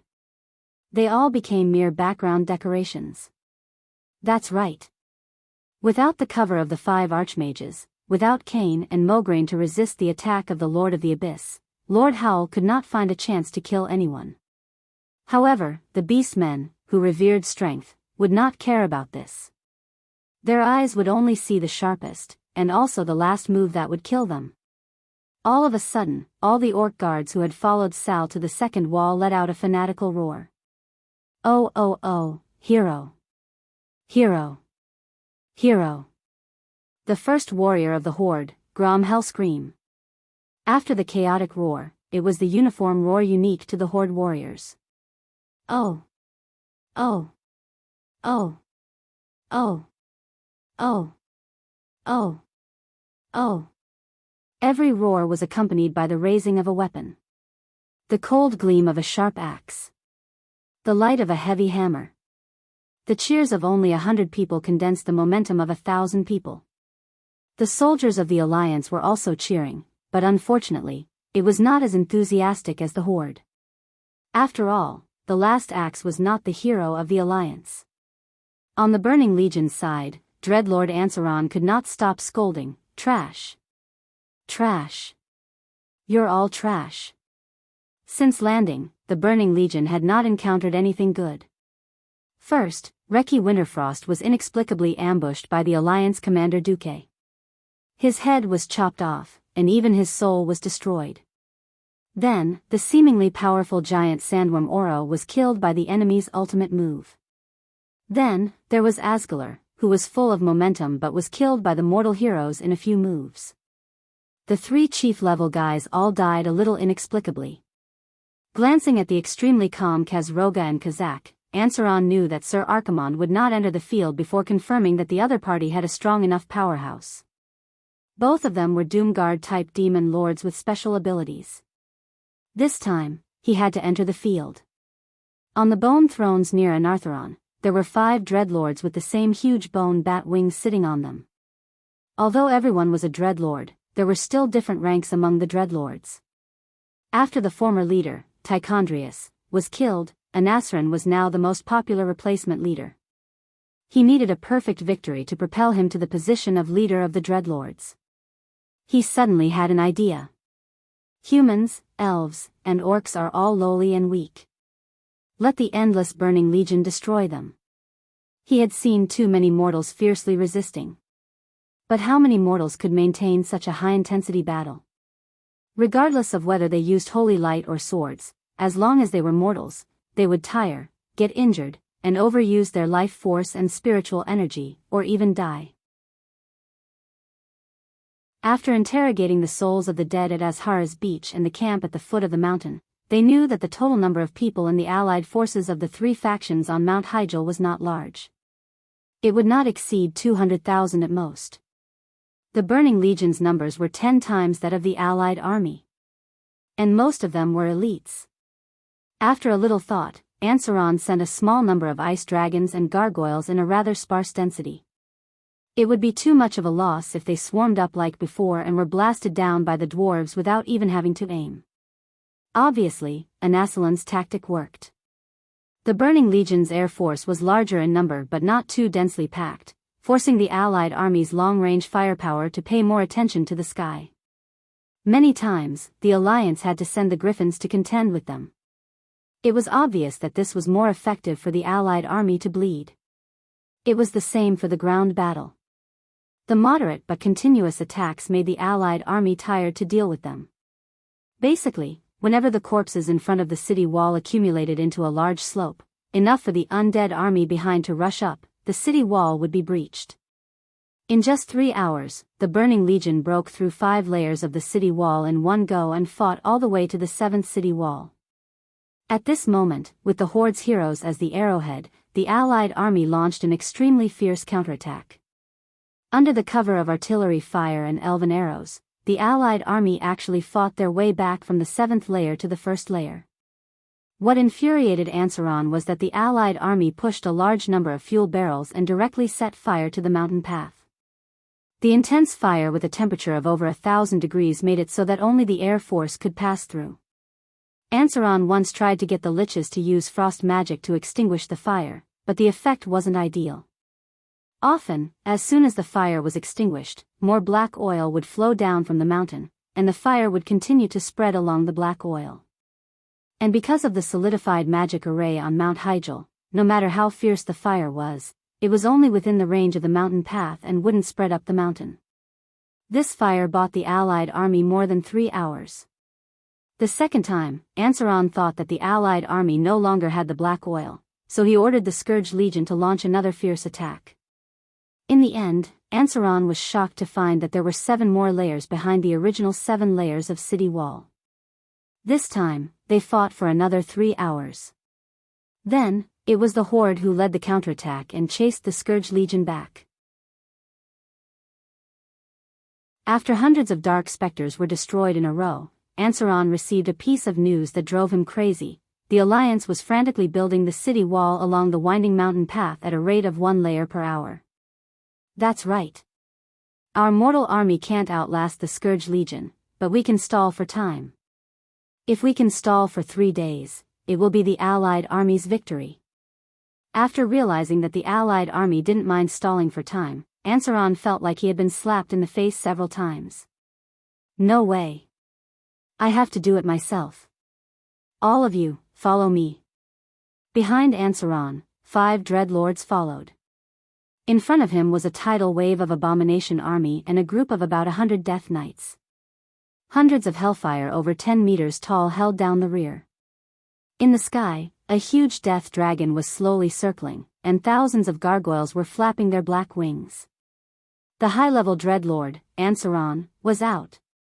Logically speaking, this lineup should be punching Mount Hyjal, stepping on Azeroth, commanding the world, and no one dared to disobey. This, who the hell told you, Turalian, to use, Quell, Zaram, to release the meteor blast?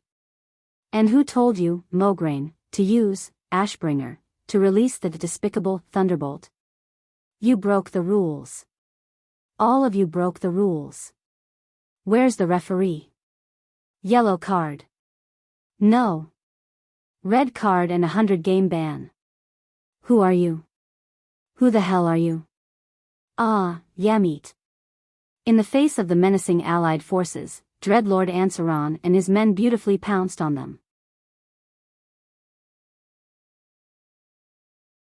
Chapter 941. His surroundings were chaotic, and countless strange lights flashed in all directions around him. Ah. I'm going back. In the confusion, Duque felt that he had gone back. He returned to a warm but comfortable doghouse. He graduated from university and changed from a glorious university animal to an even more glorious person in society. He lived the fulfilling life that his seniors mentioned. Because the kind and generous landlord increased the rent every year, her flower-like daughter yelled, "Sumida," all day long, and absolutely refused to spoil Duque, an ordinary great man who was far from being a little fresh meat. This allowed Duque to avoid a wonderful love disaster.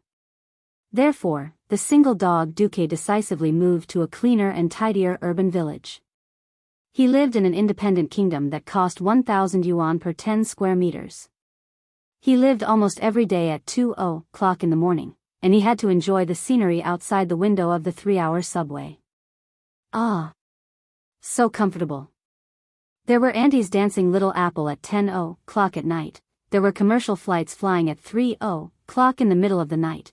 There were daily demolitions of houses in the urban village that started at 6:00 in the morning and rented out to university graduates. None of this can affect my enthusiasm for the boss fight in Duque's territory. Damn, it's already the era of the monthly card. The only one who can fight me in reality is Brother Electricity. Ha ha ha ha. At this time, there was a mysterious female voice calling Duque. Duque. Duque. Wake up. The world needs you. The demon duo called Kazroga and Kazak is too powerful, we can't handle it. Duque replied in a daze, Kazroga? Kazak? They are all antique-level weaklings. Who can't solo these days? Go by yourself, don't call me. The owner of the mysterious voice seemed to be angry, damn it. I'm not asking you to dream, I'm asking you to face the demon lord in reality. That monster that is 50 feet tall. Wake up, as long as the world is not destroyed by the burning legion, I will do anything you want. Duque smacked his lips, his voice deep and magnetic. Come on, let me swear on my conscience, I really can't do this job. I'm just a lowly and bashful boy who has never even touched a girl's hand. Ever since I was young, I didn't even dare to eat sh*t, and you actually want me to fight some demon lord? Are you kidding me? After saying that, Duque stretched out his right hand in a daze and touched his left chest. Yes, he touched it. Huh? Could it be that he had been training dumbbells too much recently that his chest muscles had developed so much? It was soft and bouncy. At this time, another enigmatic queen's voice appeared. His voice was filled with anger and a smile that no one knew what he meant. Hee hee. What a coincidence. I don't dare to eat it either. Suddenly, without warning, pa! A sharp pain on his left cheek made Duque's head spin. Duque, he forcefully opened his eyelids. He was awake. The first thing he saw was an angry Jaina and an extremely sullen Cervantes. Ah! So I didn't transmigrate back. It's better not to go back. Think about it. I'll go back and be an engineering university animal. Before I graduate, I'll be a female pig competing with Diaochan. Every festival, I'll be showered with affection by a handsome guy who found a girl outside of school. I'll be fed dog food, and I'll be urged to submit my experiment report. After graduation, I'll have no money, no house, and no girls. Even if I'm handsome, it'll be useless. I might as well go to the hospital for a vasectomy. Moreover, I'm not handsome. Despair. I'm in despair for this world of dog abuse. Although in Azeroth, even toothbrushes, toothpaste, and toilet paper had to be researched by him, and every 3 to 5 years, there would be a world-ending crisis, but at least he had status, ability, and a harem here. Thinking of this, Duque sat up on the bed, his face facing the sky at a 45-degree angle. A crocodile tear fell from the corner of his left eye. Earth is too bitter, I'm not going back. Queen Sylvanas thought about what would happen if she slapped Duque awake. Maybe Duque would be like a wronged wife, or maybe Duque would be noisy. Queen Sylvanas wasn't afraid of any situation. Duke was the only one who was unusually silent and crying bitterly. Could it be that I interrupted the restoration of his magic circuit? Thinking of this, even the fearless Queen Sylvanas panicked. Ignoring the unreliable night elves, Duque was already the last trump card of the Alliance and the Horde. If something went wrong on Duque's side, the world might really be finished. Duque. I didn't mean to wake you up. The situation is too dangerous. Queen Sylvanas' voice unknowingly carried a faint sobbing tone and a pleading tone. Dangerous. Duque seemed to be talking to himself. Yes, more than 40% of the soldiers have been killed. None of the Alliance's masters died, but most of them are injured.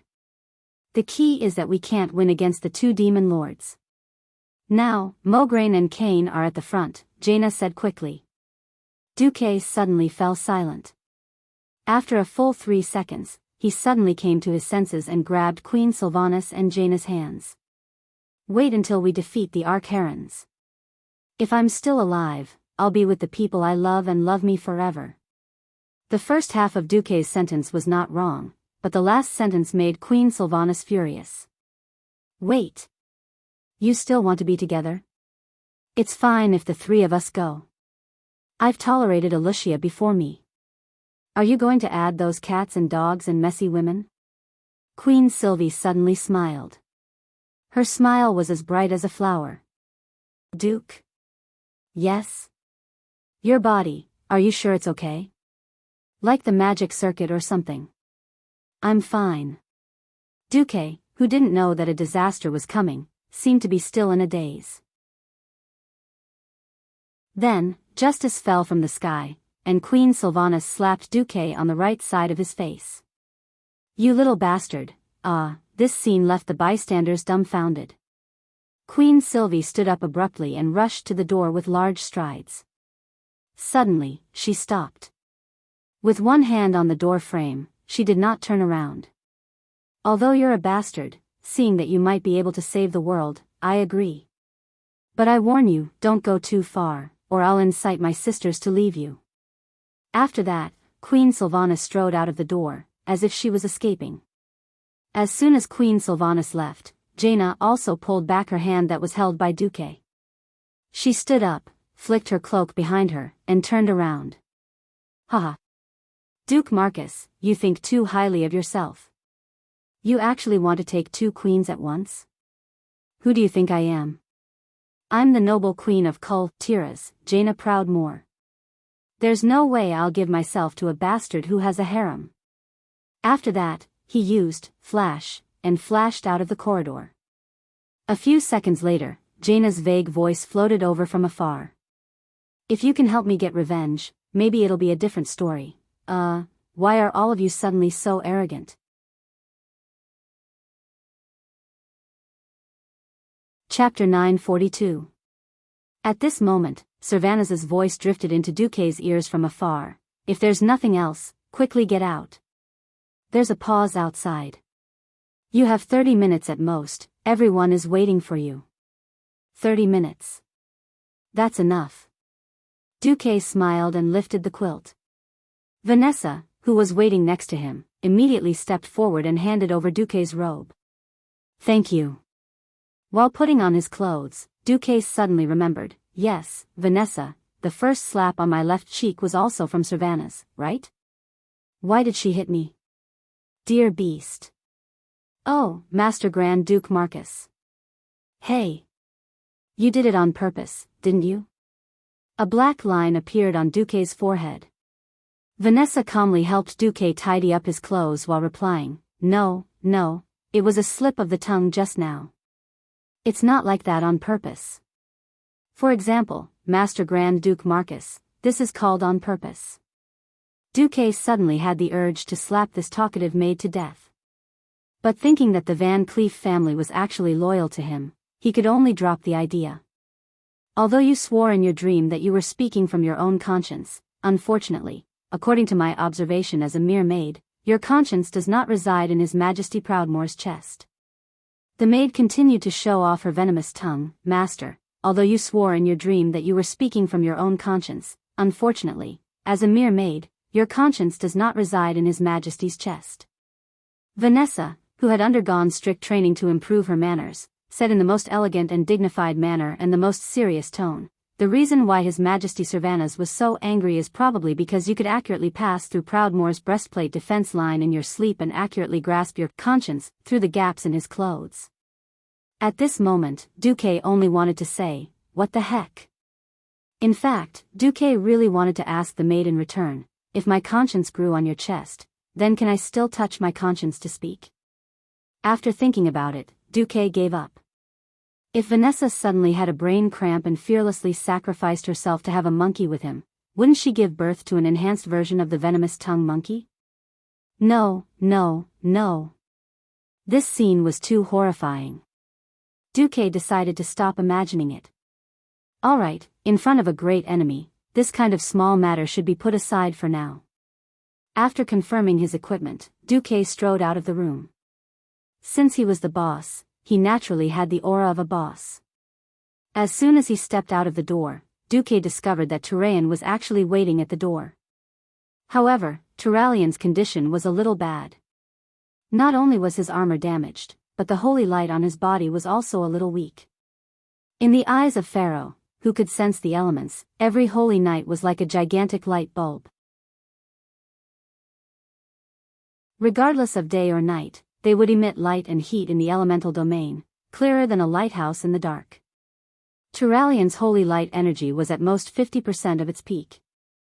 It seemed that this was the result of a round of recovery. Report. Yes. Turalian replied as he secretly gestured. After a few steps, a face that Duque was familiar with appeared. She was Mograine's adopted daughter, the little priest, Sally Metwain. She followed Duque's footsteps and released a mixture of holy light with her hands, gently healing the wound on Duque's face. Duque was a little embarrassed. Don't mind my presence. This is just a minor subcutaneous bleeding. It will heal soon. Duque forced himself to divert his attention. It's already the third morning since you fainted. In fact, our results in the first 2 days were not bad. Although we retreated from the foot of the mountain all the way to the mountainside, we estimated that we killed more than 1 million Scourge and Burning Legion soldiers and elites. The key is that we killed the 2 leaders of the Burning Legion in your intelligence report, Abyss Lord Asgalar and Dread Lord Ansaron. Oh. That's not bad. The ones who dealt the final blow were the Orc hero Grom Hellscream and the Blood Elf hero Kale, that's Sunstrider. Huh. That's impressive. Duque was really surprised. Duque knew that Lord Howl had a halo that increased the attack power of the Abyss Lord by 1000%. Originally, it was Lord Howl who killed Manaroth with his axe twice in a row in history. It was not surprising that Duque killed Abyss Lord Asgalar again. What was surprising was that Kaizi actually went all out. Logically speaking, it was very difficult for mages to steal kills. Turalian added, in order to kill the enemy, Kale, that's transformed into a huge fire phoenix and crashed directly into the Dreadlord, burning Ansaron to death in close combat. Now even the Blood Elves have begun to praise his bravery. Although the Blood Elves seem to be unable to forgive his past betrayal, at least they won't be hostile to him. Wow. Kaizi was really trying his best to wash away the stain on his name. Walking out of the fortress, the strong sunlight almost blinded Duque. After recovering his vision, the first thing Duque saw was the traces of a great battle stretching from afar to near. Ever since Duque proposed the concept of the 1,000-layer skirt, the dwarves really took this move to the extreme. Within a limited period of time, he had recklessly built a total of 21 city walls. Then, he had built 49 bunkers on the relatively open mountainside. Damn, it scared Duque so much that he almost thought that Archimond was the monk who had to overcome 81 difficulties to go to the west to obtain Buddhist scriptures, and that they were the goblins who blocked his path to wealth. Okay, get to the point. The abilities of the remaining 2 demon lords are very strange. Mograine, Sar, and Grom have each killed the 2 great demons twice. But every time we killed one of them, the other one would go berserk, and not long after, the demon that was killed would resurrect. Once resurrected, the 2 demons will become a huge cocoon. No matter how we attack, we can't break the defense of the 2 cocoons until they regain their mobility at the same time. Turalian paused for a moment. I don't know if it's an illusion, but the time it takes for them to regain their mobility is getting shorter and shorter. It would have been better if Turalian didn't say it. Once he said it, Duque was stunned. Then he laughed out loud. Why was he laughing? Thinking back to the first time he played World of Warcraft, 40 little amusing friends gathered together, but they couldn't even get past the molten core's door god. At that time, looking at the ground full of corpses, it was really King tragic. Before Duque transmigrated, the version of the game was already very late. But the current timeline that Duque was in was only 15 years after the Dark Portal. Those tactics and boss strategies that were common in the eyes of the veterans in the future were all rare stuff in this timeline.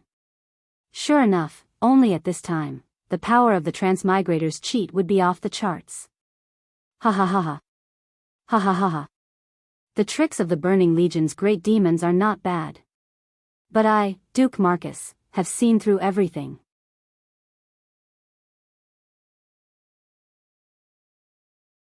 Chapter 943. What were soldiers most afraid of on the battlefield? The first thing they feared was having stupid teammates. As the saying went, don't be afraid of a godlike boss, but be afraid of a stupid teammate. In fact, there was another kind of existence above a stupid teammate, which was called a boss who caused others to die. If your teammates were stupid, you might be saved if you relied on yourself to become godlike. If your boss was stupid and forced you to die, there was really no need to save you. Just write your will. The general was the courage of the soldiers. It meant that a cowardly general would definitely have a group of weak soldiers. Very few people knew that there was actually a saying, the commander is the soul of the general. After all, the generals were just the executors of the strategy. The most terrifying thing was the failure of the strategy. In a situation where even the generals were at a loss of what to do, if even the supreme commander did not know what to do, how could the soldiers have the courage to fight the enemy? Now, Duque's arrogant laughter was spread everywhere. In the ears of the soldiers, it was not frightening, but heavenly. However, I, Duque, have seen through everything. When these arrogant words were heard by the soldiers who were already beginning to feel uneasy, it was no different from a large dose of reassurance. That's right. The invincible commander of the Alliance, Lord Marcus, had found a way to defeat the enemy.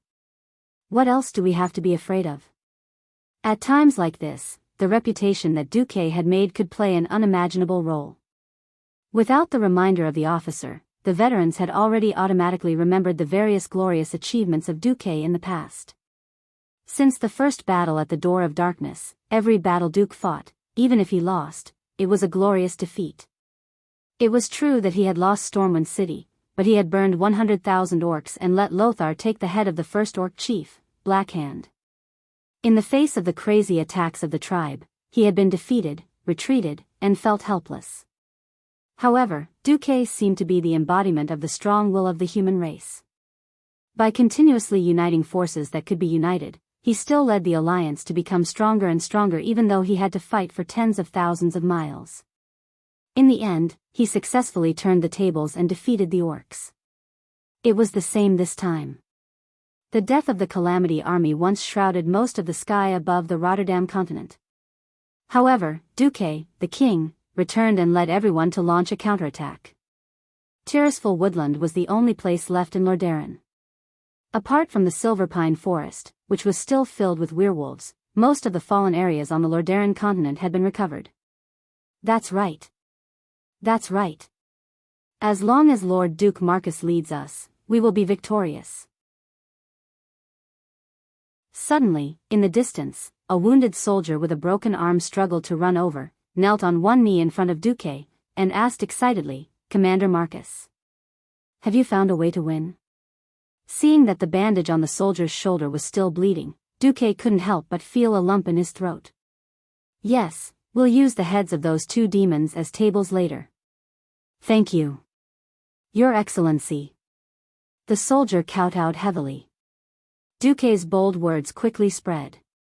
"Will we win in the end?" "I will. We will definitely win. Please take care of yourself, Your Excellency. I would like to have you present me with an award during the victory ceremony." "I will. I definitely will." More and more soldiers gathered around Duque. Even the heavily wounded who couldn't get out of bed sat up with the help of their comrades. Not only the soldiers of the Alliance, but even the warriors of the horde shouted and raised the weapons in their hands after hearing the translation. Swords and spears were like a forest, and the morale of the army was like a mountain. Thousands of voices were shouting and calling, and then converged into one, turning into a shocking sound wave that went straight into the sky. Victory! Victory! Victory! Victory! Victory! Victory! Yes! We will definitely win. We have always believed in it. At this moment, on the battlefield in front of them. It was located at the entrance of the open land on the mountainside. Once they broke through, it would be a vast expanse of flat land.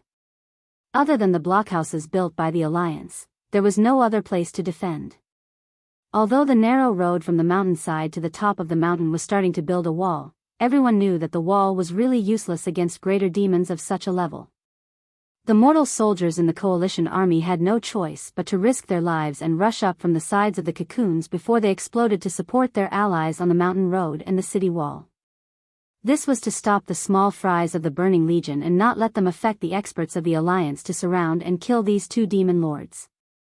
Mograine was very tired. He leaned on the heavy Ashbringer and panted heavily. A third of his golden armor had already been torn, and he looked more like a beggar. Grom's famous blood howl was thrown on the ground in front of him. The incomparably strong man was currently covered in sweat, and he sat on the ground as if he had collapsed. The one who suffered the most was the Minotaur chief Cain. Because he was the largest and had the strongest vitality, he also suffered the most damage. Right now, Cain looked like a Fergana treasure cow. There were at least 100 large and small wounds all over his body, and all his hair was dyed red with blood and sweat. The blood seemed to be taking the opportunity to escape. Riataline was using all her strength to help him recover from his injuries. Holy Light Flash and Holy Light were thrown on the Minotaur chief like they were free. Just as every expert was dejected and panting in despair, trying to delay the arrival of the final moment, the sound on the mountain attracted their attention. That is. Wajin suddenly turned his head, his eyes full of confusion. Haha. Mograine laughed, who else could it be besides him? Sal's face was full of a bitter smile, although I don't want to admit it, we can only rely on him. At this moment, whether it was the experts of the Alliance or the tribe, they all thought of the same name. Sal secretly clenched his fist. He had Duque born him 15 years earlier. During Duque's glorious era, Sal was not yet born. When he grew up, Duque's glory continued. Then I, Sal, must work hard to build the tribe in the future, so that the tribe completely surpasses the Alliance. Create a glory that belongs only to me, Sal. Not long after. Surrounded by a group of soldiers, Duque arrived. Smiling, Duque came to the side of Grom, who was panting. Grom, are you tired? It seemed like a concerned question, but in reality, it was a provocation. How could Grom be provoked with a good temper? He coldly snorted and pointed at Karzak's giant cocoon. Humph. I can still kill this guy 10 more times. Duque patted Grom's explosive green muscles. You don't need to kill him 10 times, just one more time, and it will be over. Really? Grom's eyes burst out with a sharp light. Ha! At least we are still allies. I, Duque, never lie to my allies. Duque's words were sonorous and powerful. Hee hee. Grom stood up again. If he was a tired beast just now, then he had now transformed into the most ferocious berserker. His entire body was filled with a strong desire to fight.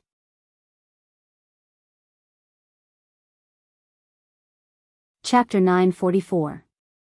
Duke walked from Grom's side to Alessandro's side and lightly knocked on his golden breastplate with his small fist, producing a clear and melodious sound. Duque walked away just like that. Mograine smiled. This was the Duque he knew. They had been comrades for more than 10 years, and even a word of encouragement was unnecessary. That action just now had already said everything. There was no need to say anything, just follow with your weapon. Mograine's body, which was nearing 60 years of age, seemed to be suddenly injected with the strongest vitality. He stood up abruptly, his movements so nimble that no one would have imagined that this was an old man who had been exhausted just a few seconds ago. Veterans did not die. He used his actions to show that he was not yet at the level of a veteran. I, Alexandros Mograine, can still fight for another 10 years. Sal stood up and hit himself in the chest with a single fist, making a loud bang sound. Kale, that stood up, his face full of hope for the future written all over his face. Cairn Bloodhoof stood up. He wanted to use his actions to tell the world the bravery of the Tauran tribe. Bulang took a deep puff of his cigar, then threw the remaining half of it on the ground, stomped on it a few times, and picked up his new gun with a crack. At this moment, a whistling sound came from behind Duque. He did not think that it would be Tyrant Whisperwind riding a tiger and rushing over with her sentries. She was surprised by the scene in front of her. Originally, she had heard that the Alliance and Horde's crusade against the Burning Legion had fallen into a desperate situation, so she had hurriedly brought people down the mountain to maintain the situation. This was because Malfurion still needed at least half a day. Who knew that she would see such a scene when she came down? Gazing at the faces of the strong, every face was filled with confidence again, and there was a faint smile on their lips. This was not something a group of defeated generals should have. Tyron smiled too. Did I miss something? Duque's charming lips also curled into a smile. No.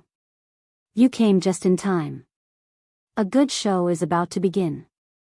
If the heavy responsibility of saving the world was placed on the shoulders of an ordinary person, that person would either be driven crazy or be a Superman with a particularly big heart. Duque had never thought of himself as a Superman. I'm just a guild leader who's best at leading teams into instance dungeons. As long as I lead a party, even if I have to bet my life, I will be invincible, a certain transmigrator told himself. Listen to me and we will win. Duque didn't say it out loud, but the victorious expression on his face was so clear that it infected every expert of the Alliance or the Horde, making every expert choose to believe in Duque. Not far away, the giant blood-red cocoon that was the size of a small mountain began to tremble. It indicated that the two demon lords were about to awaken. A moment ago, every hero's heart was filled with worry and fear. They were not afraid of death, but they were afraid of being tortured to death without knowing why. A moment later, with the appearance of Duque, the atmosphere on the field completely changed. Now, every expert pricked up their ears and listened to Duque's orders. Duque snapped his fingers, and a huge blue arrow as tall as 3 people pointed to the empty space 100 meters to the left. Then, around the arrow was an illusory circle with a blue border. He opened his mouth and spoke in Orc language. Bloodhoof Chieftain, later, please pull Kazak over here. Try not to let him leave this area. Understood, Kane replied in a rough voice as he slammed the huge totem pole on the ground. With another snap of his fingers, Duke pointed to the right. Alexandros, bring Kazroga over here. Okay. The Ashbringer in Mograine's hand began to emit a golden light. As Duke gave out orders one by one, every powerhouse understood their own responsibilities. These heroes that the players were familiar with were no longer the great existences that they could only worship. At this moment, they were just members of Duque's party. Come on. Believing in Duque did not necessarily mean eternal life. However, there was no need to say anything about killing a boss to get rich. There was only one sentence to describe it. Bro, steady. The huge blood-colored cocoon finally peeled off from the 2 demon lords and floated away. The heads with huge horns had just seen the light of day. They originally had mocking expressions on their faces, wanting to see how these mortals would struggle in pain and despair. In the end, they saw a group of heroes with completely different mental appearances. Before Kazak could figure out what was happening, Kane had already let out a deafening roar. Kane's huge body charged forward. After his huge body, which weighed nearly 2 tons, entered the charge state, even the demon lord found it difficult to resist. Kazak took half a step back with his right leg and turned into a bow stance. He blocked Kane's charge and used his arms to block the totem pole that was suddenly smashing down. He thought that the old bull's attack would stop there, but who knew that he would not be able to cause further damage to Kazak. Cain rushed forward and blocked Kazak's demon horn with his bull's horn. Then, bah! He spat on Kazak's face. Before Kazak's counterattack arrived, he did an ugly but practical roll and rolled away, avoiding Kazak's counterattack. Cain beat his broad chest hard and roared again. There was no need to translate this posture. He was clearly saying, "Come on. Come on. Demon brat. Let's hurt each other." Old Bull's vivid body language ridicule, a performance that transcended the boundaries of race and language, opened the eyes of the powerhouses of the three sections. On the other hand, Mograine was simpler and looked much more serious. The power of Ashbringer was condensed into a line, easily crossing a distance of nearly 100 meters, and slashed at Kazak's body. He was seducing this great demon. After so many battles, everyone knew that the most insidious thing about Khazroga was his mark of Khazroga. This evil curse that could not be lifted could periodically absorb mana from all heroes within the attack range for 5 seconds. Whoever did not have enough mana would directly detonate that unlucky person's magic circuit. Because of the intelligence, so far, no one had really been detonated. But this thing was disgusting. At least the paladins and mages in the main force of the alliance relied on mana to survive. This was why everyone was so tired. It was a double overdraft of the spirit and body. 100 meters was the maximum range of this evil mark. If Kazak did not care about Mograine, Mograine did not mind being a long-range attacker and cutting it to death. If Kazak went to kill Mograine, it would be exactly what he wanted. Sure enough, this great demon fell for it.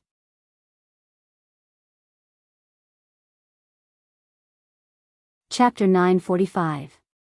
When the two great demons were successfully separated, Duque let out a long sigh of relief. The most disgusting thing about these two guys was that they both had imprints that absorbed magic power. It was true that most of the heroes on the side of the three-faction alliance had a lot of magic power. No matter how much magic power they had, they could not withstand the double burning of magic power from two different great demon imprints. Khazroga's imprint was fine. It burned a certain amount of magic power. Khazroga's imprint was crazy. It actually burned a certain percentage of magic power. The imprints of the two great demons piled together, and no one died after fighting for 4 rounds. This was actually a miracle. Of course, if it wasn't for the sense of crisis caused by the burning of too much magic power, it wouldn't have evolved into the previous chaotic fight where they killed one first.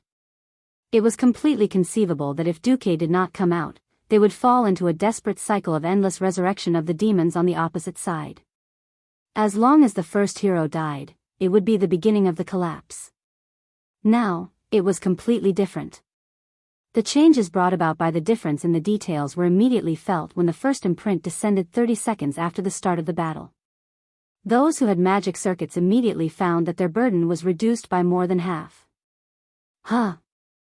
Everyone looked at each other and saw the surprise in each other's eyes.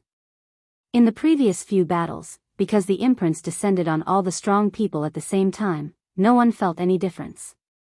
Now, it was completely different. Moreover, the distribution of combat power was also very interesting. It seemed that the number of people on both sides was the same, and the attacks seemed to be similar. In fact, the heroes fighting against Khazroga basically did not use skills to attack. On Khazroga's side, except for Crazy Old Bull and Grom, who did not have magic circuits, who were attacking with all their might, the rest of the people were slacking. The real focus was on Duque's side. Whether it was Duque, Jaina, Ronan, Caponia, or Solarian, they were all firing with all their might. Compared to Kael'dats, who was only good at fire magic, the other pharaoh mainly focused on arcane magic, so they had more magic power. The storm of magic bombarded Khazroga's body, causing the huge demon to groan in pain. Luo Ning's arcane bomb hit his shoulder, shattering his pauldron. Without giving him any time to catch his breath, Jaina shot a frost arrow with all her might and completely froze his leg that was bent like a goat's leg. Less than a tenth of a second later, Duque's layered arcane shock blasted Khazroga's entire body backward and fell down. However, because his left leg was frozen, his huge body fell to the ground in a very comical manner, and his left leg was crushed underneath. Humph. Cervantes exhaled and jumped into the air. With a triple shot, 3 exorcism arrows, with a length of more than 1 meter hit Khazroga's huge bat wings. Wajin, who had been waiting for an opportunity for a long time, rushed forward on the spot. The dark spear troll's enchanted spear directly pierced through the demon lord's palm and nailed it to the ground. Initially, Mograine wanted to follow up with another slash. At this moment, Duque suddenly shouted, "Switch targets." The group of heroes who subconsciously wanted to follow up suddenly came to their senses and pulled back one after another, turning their firepower to Kazak. Khazroga struggled to get up, but he was held back by Mograine again. He did this a few times. Everyone didn't feel it at first, but they slowly realized what Duque was doing. This was to evenly distribute the damage suffered by the 2 demon lords. Kazak and Khazroga certainly knew what would happen next, but because they were too far away from each other, they had been held back by their respective sides and were unable to escape.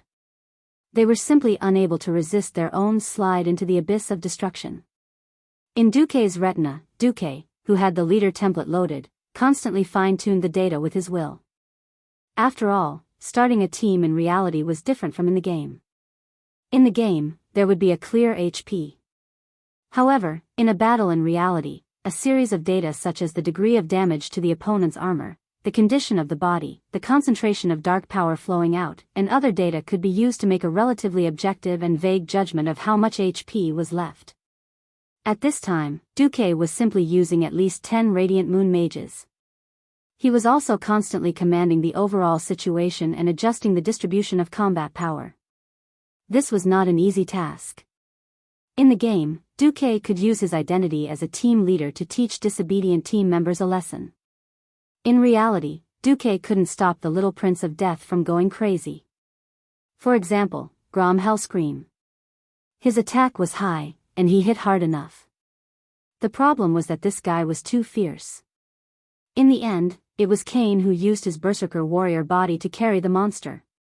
Grom was so fierce that Cain couldn't even hold him back. Kazak ignored the huge and unsightly Minotaur chief and chased after Grom, slashing at him in a daze.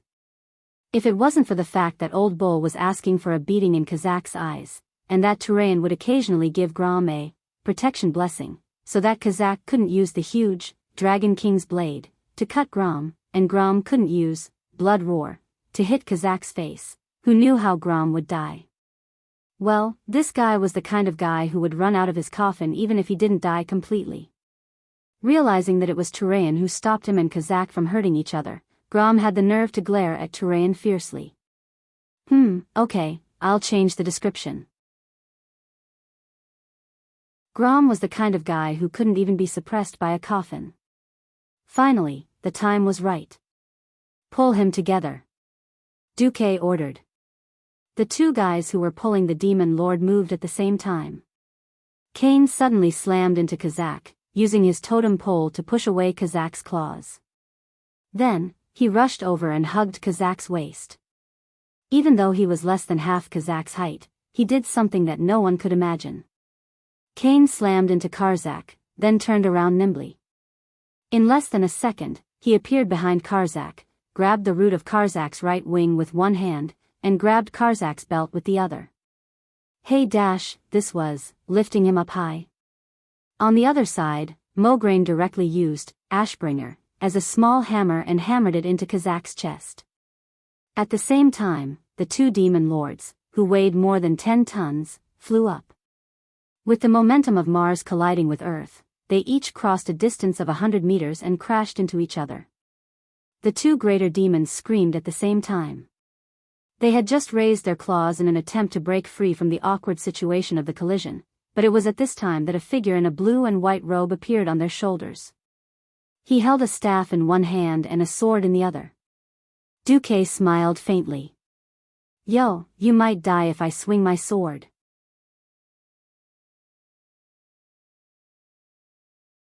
Chapter 946. If he didn't show off after getting the first kill, he would be letting himself down. Of course, to the outside world, Duque could claim that it was to set an example and confidence for everyone in the upcoming Archaran War. Anyway, that was it. When the two demon lords collided and even their pauldrons were tangled together, Duque stood on Kazak's shoulder with his left leg and stepped on Roga's pauldron with his right foot, putting on a very cool pose. And the unknown holy sword in his hand was a great threat to the two demon lords. In the entire universe, nothing could stimulate the demons more than a holy sword full of righteous energy. Strictly speaking, Duque's holy sword was a smaller version of Quell Zarum. It was a top-grade item from the Pantheon. Without hesitation, Kazak and Roga simultaneously defined Duque, who was close to their vitals, as the most dangerous existence. They slapped their giant three-fingered claws at Duque. Who knew? Just before the two violent palms almost hit Duque smirked. "Sorry, I lied to you." After saying that, he ran away in an extremely irresponsible manner. He really teleported away. With a flash, he ran away again. With the two great demons in such a difficult situation, every move could lead to a fatal flaw. Grom, who had been watching from the side for a long time, jumped high on the spot, ready to make another shocking jump slash. In the end, Master Howl failed to steal the kill. He was hit by Kazak's void arrow in midair. In addition to the shadow damage, the most annoying thing about this thing was that it had a spatial attribute that slowed him down. The originally lightning-fast jump slash was forced to slow down by half. Master Howl was in tragedy, becoming a floating target in midair. Such a good human sandbag. If not you, who should I hit? Kazak did not hesitate to lose his center of gravity, wanting to pull out his other hand and throw it at Grom. Smack! Like a fly being swatted away, the poor Master Ho was sent flying hundreds of meters away. If it wasn't for Turalian's kindness of giving him a heroic level, Holy Flash, that had a casting time of 0.2 seconds when he was flying at high speed, his old body might not have been able to take it and he might have fallen to the ground. At that moment, Duque reappeared on Kazak's chest. When Duque unintentionally sold out his teammate, Grom, who tried to steal the kill, he also cheated all of Kazak and Roga's skills. At this moment, the two of them were completely empty. Duque's eyes sharpened, and he sneered. In his heart, he muttered, "In the name of Ao Bing Queen, you're retarded." The powerful deceleration was directly cast on the weakened Roga. Even though he was a demon lord, under the full cast of a Breaking Dawn Archmage, he was still hit. His huge yellow demon body was slowed down by more than half. On the other side, looking at Kazak's ugly face that he had seen more than once, Duque could not help but think of the time when this guy sneaked into Karazhan and almost destroyed his home. Humph. There's a path to heaven, but you don't want to take it. I didn't kill you last time, and now you're asking for it in front of me again? Tell me, are you selling swords? Are you a cheap bastard? Duque's entire right arm seemed to have fused with the unknown holy sword, turning into a dazzling golden stream of light. With a light push, it had already crossed several meters of space. Demon Lord Kazak tried his best to tilt his neck back, trying to avoid the sword. Space seemed to be strangely dislocated, and all his efforts were exchanged for a very strange tilt of his head. Kazak was horrified to find that the back of his head had actually touched the back of his neck. Only bystanders could clearly see that when he leaned back with all his strength, a golden horizontal line just happened to appear at the connection between his head and neck. The golden line continued to extend backward. A faint shockwave rippled through the air. Only the experts with good eyesight could see that a slender and narrow golden blade of light had swept across the sky just now. It had passed through Kazak's neck, which was so thick that it would take at least 2 people to wrap their arms around it. Finally, it had fallen to the ground and carved out a neat horizontal line. Time seemed to be frozen at that moment. Even though he had witnessed all this, the terrifying power of the Breaking Dawn level, deceleration, made it take at least 3 seconds for Demon Lord Kazak to show a horrified expression on his face. Duque smoothly performed a gorgeous reverse stab. Time returned to normal only when the slender golden sword pierced through Kazak's brow without any hindrance. The only thing he could do was to scream for the last time in his life, "No dash!" Under the gazes of thousands of soldiers and the powerhouses of the Alliance tribe, Night Elf, and Night Elf factions, the righteous Duque succeeded in stealing the kill. Looking at Grom Hellroar, who was struggling to get up in the distance, Duque laughed maliciously. "Sorry. When it comes to stealing kills, although you're at the grandfather level, I'm a swordsman at the ancestor level." In the air, Duque, who had cast the deceleration on himself, slowly descended like a feather rippling in the wind. In the background, the two mountain-like bodies of the two demon lords suddenly collapsed, splashing dust all over the sky. The victory this time seemed to have come too easily.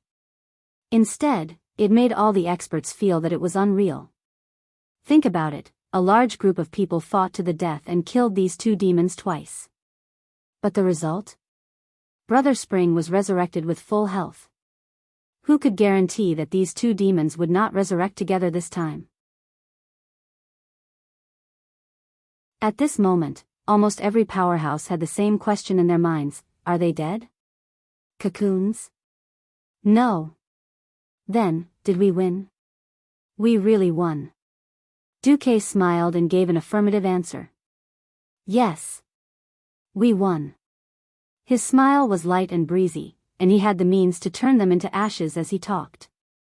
It did not seem like much of a change in tactics, but it succeeded in easily killing the invincible enemy in everyone's hearts. What kind of wisdom was this? What kind of calmness was this? Every powerhouse was shocked. Very strangely, everyone suddenly wanted to see the two terrifying demons jump up and shout, "Let's fight for another 300 rounds, or something." However, this was impossible. The two huge corpses just lay there quietly, becoming another backdrop for Duque's undefeated legend. At this time, Duque waved to Tyrande. Come, please loot the corpses. Oh, and count the spoils." Tyrande was a little stunned. "Me?"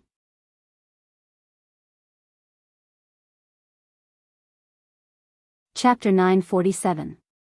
After transmigrating to Azeroth for so long, Duque had figured out the rules.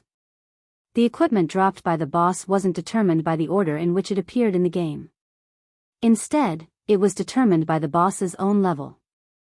As long as one had the ability to defeat the boss that would only appear in later versions, they would still be able to obtain the best equipment. For example, according to the game's history, players had to go back in time through the caverns of time to relive the classic, earth-shattering Battle of Mount Hyjal. Therefore, according to the version back then, there would be a sixth set, which was commonly known as T6, as well as individual equipment of the corresponding level.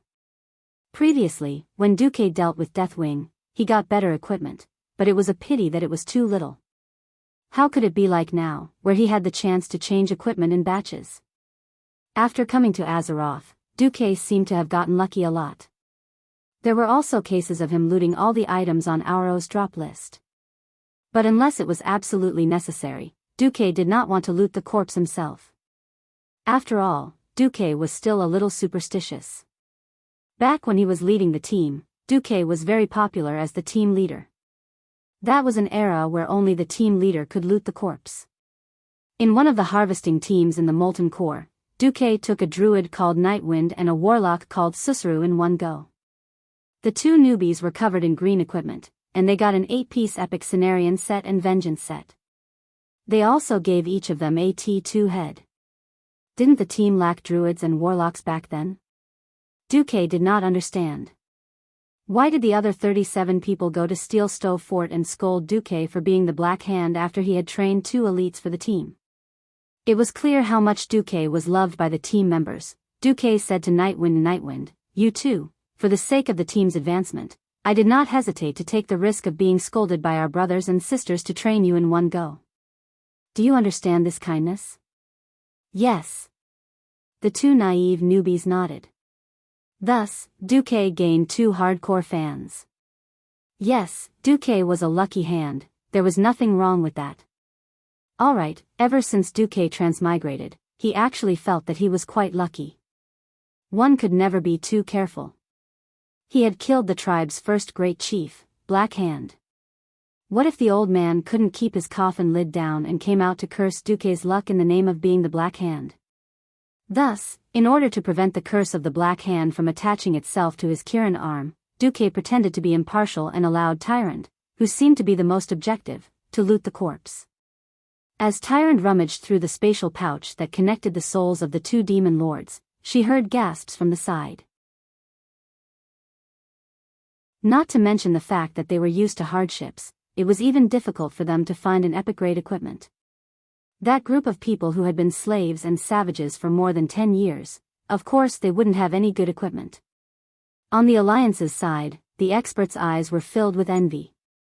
This was an era where even epic-grade equipment could only be found in the royal treasuries of various countries.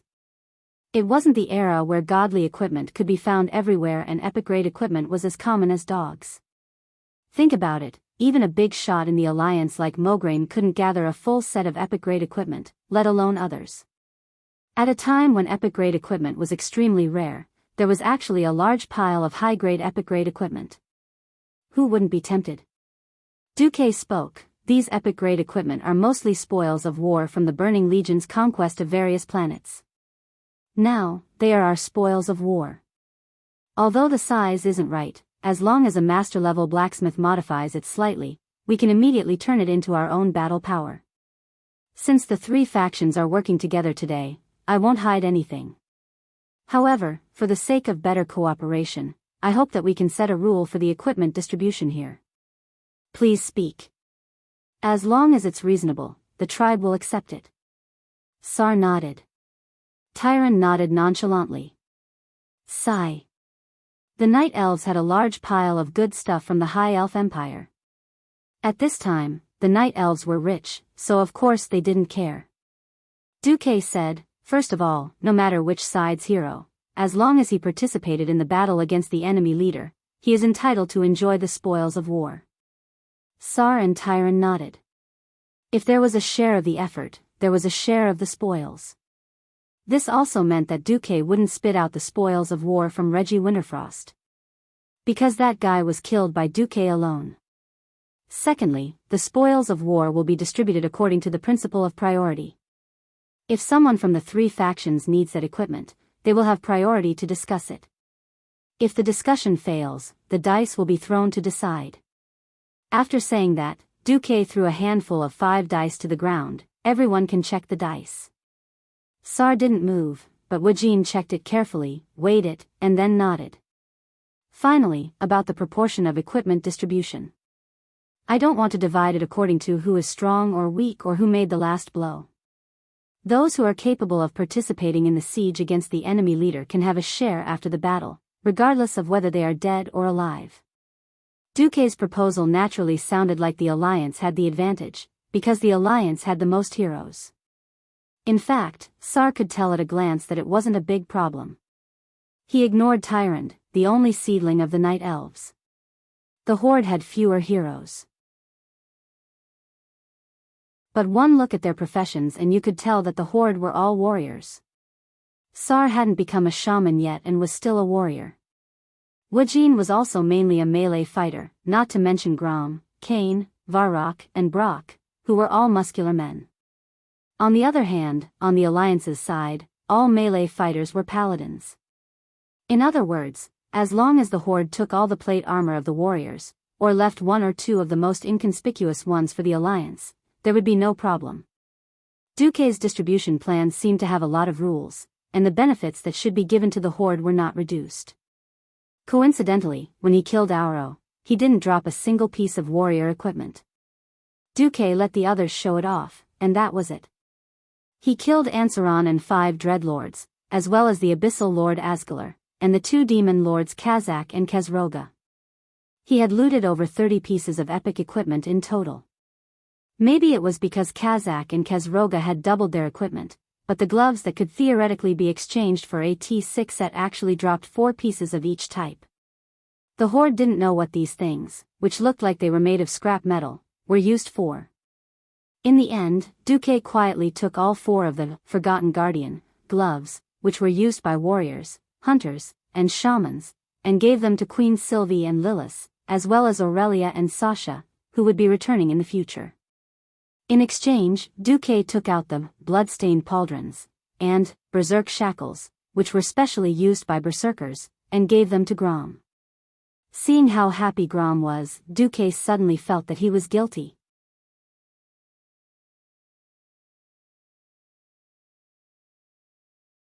Chapter 948. Duque didn't feel guilty at all for tricking a great hero like Grom. The biggest difference between individual pieces and set pieces was, of course, not the attributes of the individual pieces, but the bonus after a certain number of pieces of the set. It could be attributes or skills. With a complete set, there would be no problem at all in defeating monsters of the same level. That was why the set was called work clothes for a reason. During the exchange, Sal also asked Duque. Duque's explanation was, "I feel the power of a ranger on the Forgotten Guardian gloves." No one knew what these pieces of equipment that had yet to reveal all their attributes looked like. "The only reason I'm doing this is because I'm betting on the future." Sal was silent for a long time. The Alliance had the dwarves, the best master craftsmen in Azeroth, as their foundation, so their confidence was completely different. While the Horde was letting the better orc laborers forge bronze, the Alliance was already discussing what brand to use and what strength and toughness to forge the weapons. In particular, the 13 years of human slavery to the orcs had almost completely destroyed the orcs' legacy in the field of forging. Even though he knew that these 4 pairs of gloves were probably better things, Sal had to agree to Duque using 2 pieces of berserker equipment to exchange for the 2 Forgotten Guardian gloves that should have been given to the Horde. Because ready-made equipment could form an immediate combat power. Of course, the more important reason why Sal agreed to the exchange was that Duque had saved Grom's life in the Battle of Manaroth. Compared to the life of the Horde's #1 warrior and the life of a chief who was the core of the Horde, losing a little in terms of equipment wasn't a big deal. That was why in the afternoon, when Duque asked Belang to forge the Forgotten Guardian gloves into Galan Wanderer gloves that could be used by rangers, Sal didn't think much of it. The orc heroes all felt that it didn't matter even if Duque took advantage of them. After all, without Duque to lead them, they might have all been wiped out in the last battle. How could they have defeated the boss and split the equipment? Sal would never know that the dirty Duque had already calculated it. In theory, Archimonde would also drop the Forgotten Guardian helmet. After killing Kazak and Kazroga, the 2 Burning Legion leaders who had inexplicably turned into Gemini mode, the Burning Legion's offensive became silent. At this moment, the Horde and the Night Elves were in an argument. In this era, if 30% of the troops were still able to remain standing, they would already be considered elites. In reality, the Horde's losses had reached 40%. The Alliance's side was slightly better at 25%. But the more modern Alliance had already used up 80% of their ammunition. In truth, the Alliance's combat strength had dropped even more. The only reason he was able to hold on until now was because of his last breath. The reason for the dispute was that the tribe couldn't hold on any longer and asked if they could evacuate some of their people first. Many tribal chiefs felt that the tribe had paid enough and that it was time to retreat. Otherwise, even if they won this world war, they would still lose the next battle for survival. One had to know that the Horde not only had the Alliance as their enemy, but even in Durotor itself, the Horde still had to face the Centaurs and Boars, 2 huge races with a total of more than 100,000 people. Tyrande, on the other hand, hoped that the Alliance and the Horde would hold the line until Malfurion was fully prepared. Sal suggested, "Anyway, the Night Elves just want us to stall for time, right? Then leave 10,000 elites in the tribe?" Tyrande argued, "What if the remaining people can't hold on?" Before Sal could speak, Wajin retorted, "Isn't there still the Night Elves' army? You have an army of more than 100,000 people, but only some of the rangers were used at the beginning, playing archery games in the safest arrow towers." Tyrande's eyes widened in anger. "How did that big bug die in the camp at the foot of the mountain?" Wajin rolled his eyes. "Well, you even cast 2 rounds of magic. You, ha. Could it be that the Night Elves are just a bunch of people who only dare to hide in the dark and shoot arrows and magic? No wonder the Grey Valley didn't dare to fight us head-on, it's because Grom ridiculed them as soon as he arrived." He easily evoked Tyrande's memories. This crazy guy in front of her had killed Cenarius. Even if it was only for a short while, Cenarius had returned to the depths of the planet. Tyrant was also furious. If your tribe thinks that the Burning Legion is more worthy of your loyalty, you can also join them. You. The beast men drinking the demon's blood was also considered a great humiliation by the entire new tribe. Now that Tyrant had exposed the tribe's scars, the heroes of the tribe also felt like they had been slapped in the face. Enough. Thrall stopped his subordinates from causing a ruckus. Rather, the wise Thrall used his reckless subordinates as a cover and put on a good show, Tyrant Whisperwind. In order to stop the Archerons from devouring the power of the World Tree and the Well of Eternity, tens of thousands of Alliance and Horde warriors have fallen on this mountain path forever. If you want this great alliance to continue, show me your trump card. At least show me and Duke Marcus. Tyrant bit her lip, her gaze like lightning as she swept across the heroes of the Alliance and Horde. You don't understand what the Night Elves are prepared to sacrifice. She was actually refusing to show her trump card. Thrall suddenly took a step forward. You won't even tell us how long we have to hold on. If you are willing to see the world destroyed and everyone perish together, then you can leave first. Tyrant slammed the table. Duque rubbed his brow. In the game, the alliance of the three factions was so close to each other that they were like brothers who had grown up together. In reality, there was already a huge conflict between the three factions. If not for the fact that they had a common enemy, it would have been a miracle for them to be able to work together. However, Duque would not allow the situation to worsen. If he allowed the hot-tempered orcs to continue arguing, everything would only be ruined. Sal, can you and your chieftains leave for a while? I would like to speak to Sir Whisperwind alone. As soon as Duque said this, most of the orc heroes calmed down. He could ignore other people's face, but not Duke's. Grom, who had been saved by Duque, immediately changed the topic. All right, for your sake, I won't say anything. In the Horde, Grom's authority was second only to Thrall, and Thrall was happy to see Duque step out to smooth things over. Soon, only Duque and Tyrant were left in the large meeting room. Duque's words caused Tyrant's face to pale. I just want to ask, who among the Night Elves wants to blow up the Alliance, Horde, and Burning Legion all at once?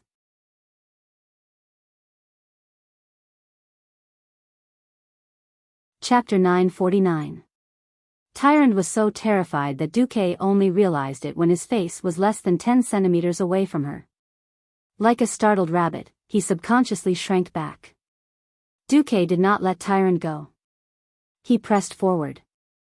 Thump thump thump. Tyrant took 3 steps back. Swoosh, swoosh, swoosh. Duque pressed forward 3 steps. Finally, Duque even did a standard wall slam. He pressed his left hand against the wall and placed his right hand on his waist, using his aura to suppress Tyrant, who was already leaning against the wall. One person. One elf. Their faces were so close that they could clearly feel each other's breathing. Tyrant was a little embarrassed. Duke Marcus, you're threatening the high priest of the moon goddess. Duque said shamelessly. Tyrant Whisperwind, I'll tell you right now that wizards don't believe in gods. Are you trying to betray Azeroth? Don't flatter me. Your words are very good, but they can only fool the rough people in the tribe. It's useless against me. You refuse to tell me where the 100,000 elites of the Night Elves are from the start. Do you really think the scouts of the Alliance are all blind? After the 3 races formed an alliance, you Night Elves used the excuse of evacuating civilians to evacuate most of the elves from Mount Hyjal. But only the most elite Night Elves have been guarding the sacred mountain. Unless they're special craftsmen, civilians are not allowed to go up the mountain. Tyrant pursed her lips and did not say a word. She stared into Duque's eyes, as if trying to see what other cards this human commander from the other side of the endless sea had. Duque did not care. He continued, let me guess. The Night Elves were originally prepared to follow the ancient oath from 9,000 years ago. They were prepared to sacrifice their entire race to protect the World Tree. However, the Beastman's performance in Grey Valley, as well as the alliance between the 3 factions, gave you new hope. How good would it be if you could use the tribe, your mortal enemy, to protect the world tree and allow the night elves to continue reproducing? It would be even better if the tribe died with the Burning Legion. Tyrande swayed slightly. Even if she hid it very well, it was a pity that she couldn't hide it from Duque, whose body was almost touching hers. How do we do that? The horde was not stupid. If they suffered too much, they would naturally retreat. After all, the orcs were not native to Azeroth. The only conclusion is that the Night Elves can do what they did to the Burning Legion in the ancient war 10,000 years ago. This time, Tyrande could no longer control herself. Her red lips opened and closed like a fish that had been dragged onto the shore. Don't talk nonsense without evidence. At this moment, Duque really wanted to say, do you really think I don't know about the super explosion of Mount Hyjal in the original history? It directly blew up Mount Hyjal to the point where not even a blade of grass could grow for 10 years. It was just that Duque had never thought that the Night Elves, who were originally very conservative and abiding by their oaths, and had made great sacrifices for the greater good in history, would actually play such tricks. Where did it go wrong? Or was there a huge deviation in history? Duque finally gave his answer after much thought. I also know that the reappearance of the High Elves has put a lot of pressure on you, right? But you had no choice but to accept the High Elves entering Mount Hyjal in order to save the world. In the historical Battle of Mount Hyjal, there were no High Elves or Blood Elves. Jaina's Theramore soldiers would definitely not have any conflicts with the Night Elves. 8,000 years ago, the Night Elves exiled the High Elves as blasphemers. Who would have thought that Duque would bring Queen Sylvanas' Blood Elf Rangers over this time? This was clearly a slap to the face. When Duque said this, Tyrande's eyes were already glistening with tears. However, Duque continued to use his magnetic voice, as if he was speaking to Tyrande, but was actually trying to persuade her. I think that perhaps our destruction of nature's buildings and cannons, as well as the horde's incessant cutting of trees, have provoked your druids. This was another contradiction that could not be resolved. To put it bluntly, the Night Elves were idealistic, while the dwarves and gnomes were materialistic. On one side, they advocated for Greenpeace, while on the other, they engaged in highly polluting industries. It would be a miracle if the druids were happy with the dwarves' cannons.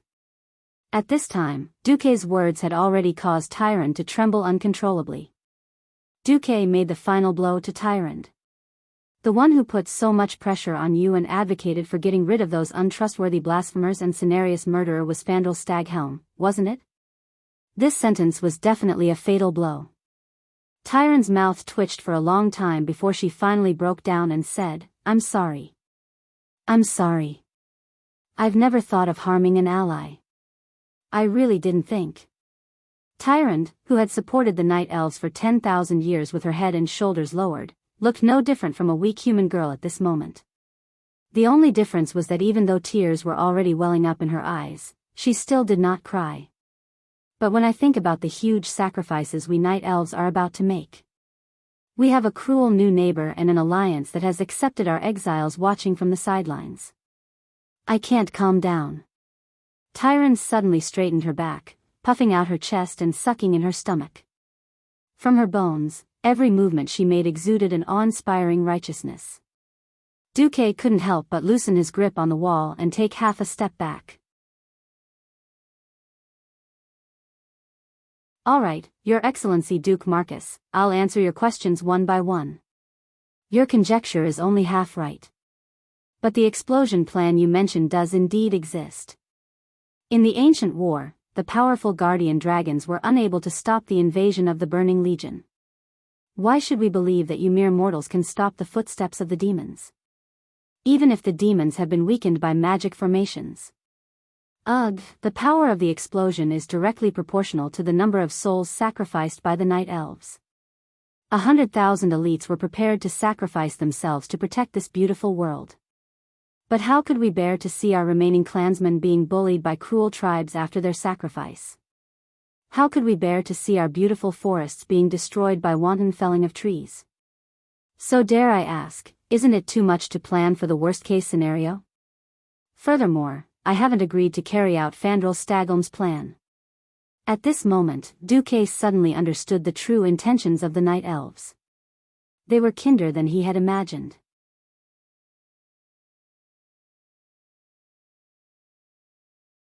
Chapter 950.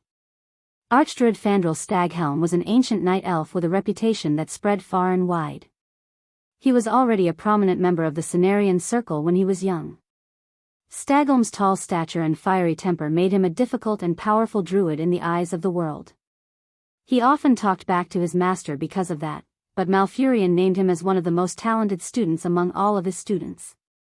Similarly, Fandral was a representative of the radical faction in the Cenarian Circle. Under Duque's probing interrogation, Tyrande had no choice but to confess.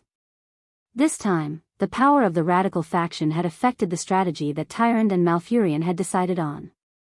Although Tyrande had used a lot of modifiers and changed parts of the content to cover up Fandral Staghelm's radical words, her efforts did not escape the detection of the system elf. The incredibly arrogant system elf even had a function similar to a lie detector. Based on Tyrande's heartbeat, speech speed, tone of voice, dilation of pupils and other objective data, as well as the slang of the High Elves' Salas language, it was able to make a reverse inference. After all, as a branch of the Darnassus language of the Night Elves, Salas and many things were similar to Darnassus. Of course, in the eyes of the proud High Elves and Blood Elves, mixing Salas and Darnassus together was an abnormally foolish and impudent move. Tyrande would never have dreamed that a young man like Duque, who looked to be in his 20s, would actually understand Darnassus and be proficient in the illusions within it. Just like that, no matter how Tyrande tried to hide it, the system elf was able to reproduce Fandral's original words. Those incompetent beastmen only know how to kill our brethren and burn our forests. The first wave of attacks from the enemy caused them to lose the camp that they had cut down tens of thousands of century-old trees to build. I really don't understand why Tyrande Whisperwind would choose to trust those cruel green-skinned beasts. Is it because she believes in a so-called prophet who has been resurrected? O God of nature, we can't even be sure if Medivh is still serving the Burning Legion. What we can be sure of is that it was the weak Medivh who personally opened the dark portal and started the calamity of destruction. Alliance? Oh. The humans who seem to have crossed the sea to help us are good helpers. This is great. They even grandly brought along those who called themselves Sin, Dorii, but were actually blasphemers who called themselves Quell, Dorii. He still remembered that their abuse of arcane magic led to the invasion of the Burning Legion and the collapse of ancient Kalimdor. Countless night elves were massacred by the demons. Therefore, as early as 8,000 years ago, using arcane magic was already a crime punishable by death. We don't need reinforcements. Instead of trusting the greenskins who so recently raised their blades against our brethren, murdered Cenarius, and destroyed our forests. It's better to use our own power to guard Mount Hyjal from the beginning than to trust those alliances that abuse magic like Quell, Dorii. The Alliance and the Horde are willing to protect Mount Hyjal together? Very well, if they really wanted to, they could set up a formation near the foot of the mountain. It didn't matter if they died fighting for the world or if they once again joined the Burning Legion. None of this will affect our defense plan.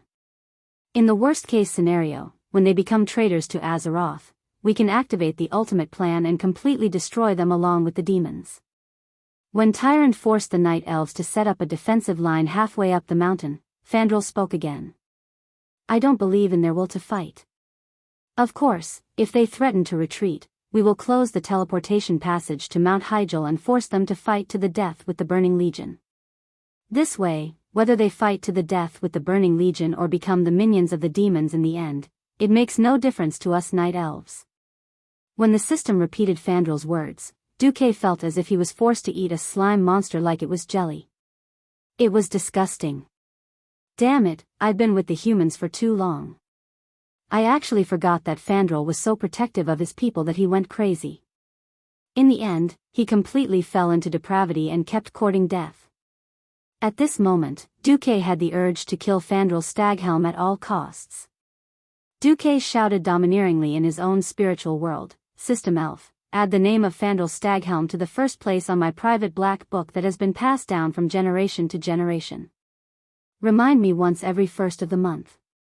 Although you don't have any black book that has been passed down from generation to generation, it's not bad. Understood. Record. Categorize. Complete the reminders on time. The system elf replied. The only fortunate thing was that Tyrande still had the final say among the night elves. Tyrande took a deep breath. I apologize to the Alliance for the radicals among the night elves. But at the same time, I hope that the Alliance can forgive us. After all, any organization or force has their own principles and way of doing things, as well as various worries. I'm glad that the Alliance has used your actions to prove your determination to protect this world. I only hope that after confessing, you can help me convince Thrall. As long as we hold on for one more day, or even half a day, the Night Elves will be able to make all the preparations. Preparations? Yes. The main force of the Night Elves has never truly left Mount Hyjal. They only went to the northern side of the mountain. As long as the main force of the Burning Legion's invasion enters the mountain path, we can mobilize the main force that follows the Tree of War to cross the mountain that outsiders can't cross and block the Burning Legion's retreat from the back. We'll attack from both sides. Finally, we'll use the Tree of Life to destroy Archimonde and his subordinates. Tyrande clenched her fists in excitement. However, Duque was dumbfounded. What the heck, they weren't going to use the entire mountain of lesser elves to self-destruct? In the next moment, Duque realized why this was the case. The World Tree was the lifeblood of the Night Elves. They would never do anything that might harm the World Tree until the very last moment. In fact, in the original history, after the Night Elves blew up the World Tree in Seamount, they lost the blessings of the dragons and were no longer immortal. They had always regretted it. The most obvious example was when Fandral planted the second World Tree, Nordrassil, in Darnassus. However, Duque had thought that the Night Elves were going to self-destruct all the lesser elves. In the end, the misunderstanding was huge. However, Duque remembered clearly that there was no such thing as deterring the army from the back in the original history. After killing the fourth boss, Khazroga, Tyrande directly became a bystander. After giving the players a Kill You 3000 card parachute, she let the bitter players fight with Archimonde.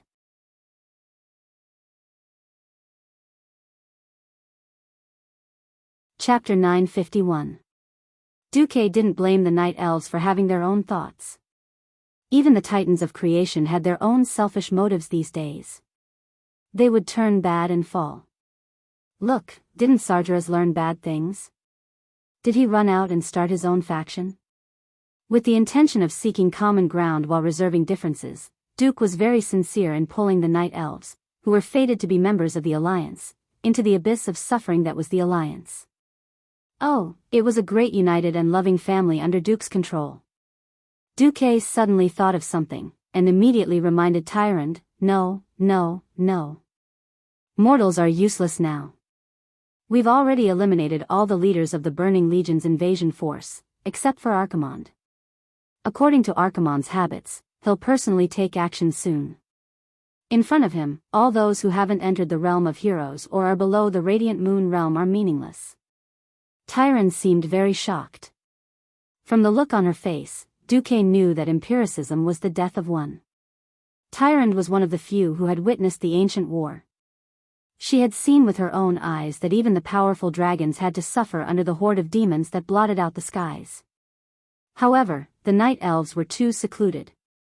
For 10,000 years, they had never thought that the Burning Legion would have a commander who liked to fight in close combat. The Burning Legion still had at least 200,000 demons. Why would he roll up his sleeves and fight? Tyrande instinctively didn't believe it. At this moment, there was an urgent knock on the door. High Priestess. High Priestess. Are you there? Tyrande immediately knew that it was her trusted aide, Melon's voice. Come in. As a high-ranked priestess of the Moon Lady Church, Melon was definitely one of the best in terms of appearance and martial arts. Melon practically rushed in. Even though she tried to control her emotions, her face and eyes were filled with anxiety and fear. Ignoring Duque's presence, or perhaps assuming that Duque did not understand the ancient language of Darnassus, Melon nodded at Duque and quickly walked to Tyrant's side. Our ambush team has been discovered. The main force of the Burning Legion attacked our forces, and we can confirm that Archimonde was personally involved. Lord Shimurian has activated his ultimate combat technique. Based on initial judgment, Archaron's is not injured. Tyrant's face paled in an instant. She clenched her fists so tightly that her knuckles turned white from clenching her fists. She raised her beautiful face and revealed a cold smile. She spoke in the same Darnassus language, but this time to Duque. Lord Marcus, your opinion is correct, the fighting power of mortals is meaningless. Melander jumped in fright. Didn't this mean that Duque had heard everything he had just said? Duque gracefully performed a Cadores ancient salute, his lips parting slightly.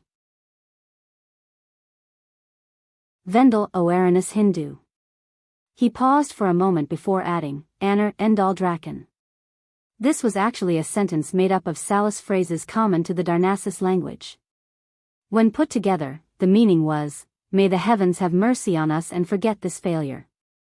May we have the courage of a dragon to face new challenges.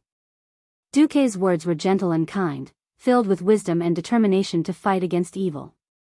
For a moment, the two priests almost thought that they were facing the wise demigod Cenarius instead of a young human. Tyrant and Melon crossed their arms in front of their chests and placed their fingers on their shoulders. They bowed deeply to Duque and spoke in the human language. In order to not let the sacrifices of our people be in vain, I hope that we can put aside our differences and work together to destroy the demon Archimonde. Greeting each other in the language of the other was already the most formal form of etiquette. In an instant, both sides had an inexplicable sense of goodwill and recognition towards each other. I'll have to trouble the night elves to prepare their last resort, Duque sighed. All right. Before that, let's inform the tribe. Duque and Tyrant went out together and told Thrall that the night elves' ambush had been wiped out by Archimonde. Thrall, Wajin, and the other chiefs all had very interesting expressions when they heard that the night elves' army of 100,000 had been annihilated. Tyrant spoke, the mortals' defense is no longer meaningful. The night elves have agreed to the alliance and the tribe's retreat. However, if possible, we still hope that each side can send their strongest to support this battle that will decide the fate of the world. The tribe had a quiet discussion, and the final result was a pleasant surprise for Duke. Apart from Varrock, almost all of the tribe's strongest fighters had chosen to participate in the battle: Thrall, Grom, Kane, Wajin, and Brock. Varrock. Lead the army back to Orgrimmar. If I don't come back, you'll be the next chief of the tribe. As soon as Thrall gave the order, Varrock Salufar cried on the spot, Chief, I never thought that I was made for the position. You have to come back. On the other side, Kane was also instructing his deputy, if I die, let Bane be the chief. The Alliance's side was even more so. The group of strong fighters who had come here were prepared to fight to the end. Those who should stay were all on the Eastern Kingdom's mainland. For example, at this point in time, Varian, who was not very strong yet, Abendus, who stayed behind to assist Queen Kalia, and Magni Bronzebeard did not come. Even the most unexpected situation for Duque had appeared.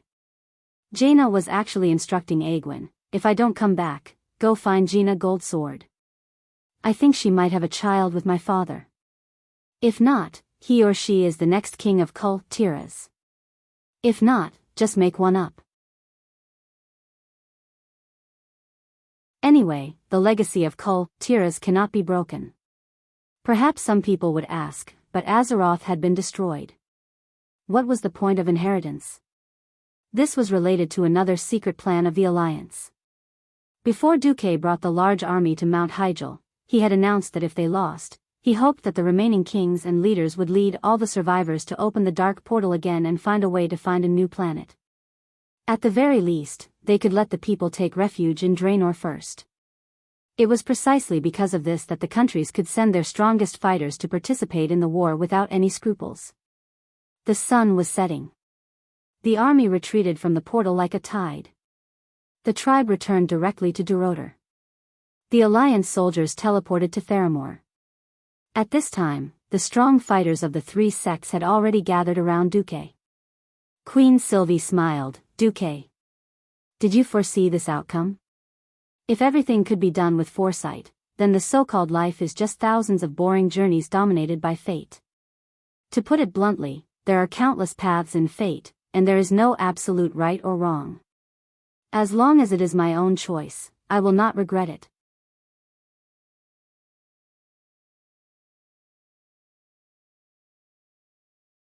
Chapter 952.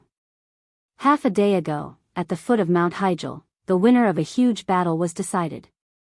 The ancient tree of life, Shimurian, as the oldest tree ant that had coexisted with the night elves for 10,000 years, it was undoubtedly very powerful. It was a pity that its opponent was Archimond, the commander of the Burning Legion. Be it in terms of size, strength, or magic, Shimurian did not have an advantage at all. Moreover, the tree folk's natural trait of being slow made it impossible for it to gain any advantage against an opponent of the same size. In front of Archimond, the old tree ant that was as tall as a 10-story building was just an extremely huge, punching bag. Ha ha ha. Ha ha ha ha. Is this the killer move that you've been preparing for 10,000 years? Weak. Weak. Too weak. Being weak is a sin. The outcome of being weak is destruction. Facing Archimond's maniacal laughter, the old tree ant shouted, "Every living being on this planet will resist the Burning Legion to the end. Resistance is useless. How would you know if you don't try?" The tree of life roared angrily. It moved its thick legs that were as tall as a 3-story house and began to launch its final charge at Archimond. Not only the old tree ant, but all the remaining night elves in the vicinity launched their final charge at Archimond. Ha ha ha. Archimond pushed his left palm lightly as he laughed sinisterly. It was clearly just a seemingly meaningless press. However, the surrounding space seemed to have been subjected to an extremely heavy pressure. Everything in the field of vision was violently compressed into a large pancake. In the next second, the compressed space returned to its original shape like a spring. The terrifying impact that was so huge that it could cause mountains to collapse and the earth to crack suddenly exploded. Ultimate move, air explosion. The tall and slender bodies of the night elves were sent flying in all directions like grass being blown away by a strong wind. In fact, every one of them had already lost their lives in midair. They landed heavily hundreds of meters away, leaving only corpses that had lost their lives and souls. Thousands of ethereal soul fires that were like little sparks were forcefully gathered in Archimond's huge palm. On that cruel face that was unique to Eridar demons, Archimond's lips curled into a disdainful sneer. Soul. Punishment. Bright green, orange, rose red. Tens of thousands of night elves' souls were instantly tainted and forced to fall. The infamy of Archimond the Defiler was on full display at this moment. Then, 3 types of evil spiritual lights that exuded an indescribably disgusting feeling landed on the old Trent's huge body at the same time. 1 step. 2 steps. 3 steps. Even though the old ant tried his best to launch a final assault on Archaron's, but the tree bark that was once its skin had completely dried up in less than 3 breaths. Pieces of tree bark fell off by themselves and were blown away by the strong wind like sand on the ground. Its thick limbs continuously emitted high-frequency explosive sounds. Its rapidly decaying joints could no longer support the unimaginable weight of mortals. Its limbs, which used to be a single entity, were almost broken. The old tree ant that had protected the night elves for more than 10,000 years finally couldn't hold on any longer. It didn't even have the chance to let out a final wail before its huge body exploded on the spot, turning into thousands of pieces that fell to the ground. Its huge body that was 10 stories tall instantly turned the flat ground at the foot of the mountain into a small hill made of wood. It was hard to imagine that just a moment ago, that should have been one of the cornerstones of the night elves, the ancient tree of life. Archimond had single-handedly destroyed an army of 100,000 night elves, as well as killed the ancient tree of life, Shimurian. This was being played in the war conference room on Mount Hyjal. As expected, modern arcane magic still has its merits. Tyrande couldn't help but secretly rejoice that she hadn't listened to Fandral and tricked the Alliance and the Horde. Instead, she had first reached an agreement with Duque. When this video that even the night elves couldn't get their hands on was played 3 times by Duque, Thrall realized that his right hand was trembling slightly. This had nothing to do with courage, but was purely the most objective and straightforward reaction of his body and soul. In fact, it wasn't just him. Even Grom, a superhero who had killed 2 Lords of the Abyss, had shock and awe written all over his face. Everyone was probably asking themselves, do I really have a chance of winning against such a terrifying existence that only took an hour to destroy an army of 100,000? Think about it. Even the brave and fearless Horde hero had fallen silent, let alone the other powerhouses. But soon, the 2 heroes from the Horde and the Night Elves realized that the atmosphere wasn't right. On the Alliance's side, they were shocked, but that was all. Most of the powerhouses of the Alliance didn't have the slightest bit of disappointment or fear on their faces. Instead, they looked eager and excited. Following the line of sight of the powerhouses of the Alliance, the others suddenly realized that the focus of their gazes was on Duque. Queen Sylvanas sat by the window, feeling the chilly wind blowing in from outside. She didn't seem to care about Archimonde's strength at all in the face of the great enemy. She leaned against the window with her left hand and placed her right hand on her waist. With a rather lazy voice, she said, Duque, don't scare them anymore. Just say what you've discovered. Mograine also smiled.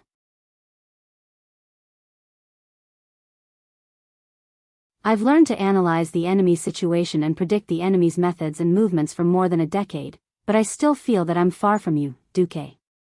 Please speak, Duque. For the victory of Azeroth, Sar said in a low, muffled voice. Duque didn't argue any further. He directly extracted the most crucial frozen image of the magic mirror. Everyone, please look at these images. These are the summary of Archimonde's combat power from when he descended on the Dalajan and half a day ago. I don't know if my summary is correct, but if you encounter similar situations in the upcoming battles, you might as well use my opinion as your first reference. First of all, this fire, I'll temporarily name it, Fire of Destruction. About every 30 seconds, Archimonde will create a fierce fireball. This fireball will move on its own and leave a wall of fire that is 2 to 3 yards wide where it moves. The wall of fire will disappear from the place where the fireball appeared after 27 seconds. I've calculated a total of 18 cases, and each time, the flames will only last for 27 seconds. No more, and no less. Then, I'll name this, Soul Charge. Duque seriously memorized Archimonde's strategy. He had to thank the strategy team back then for summarizing the old Archimonde's skills in such detail. Before seeing any new skills, Duque directly copied the strategy. But in the eyes of the powerhouses of the 3 sects, Duque was a god.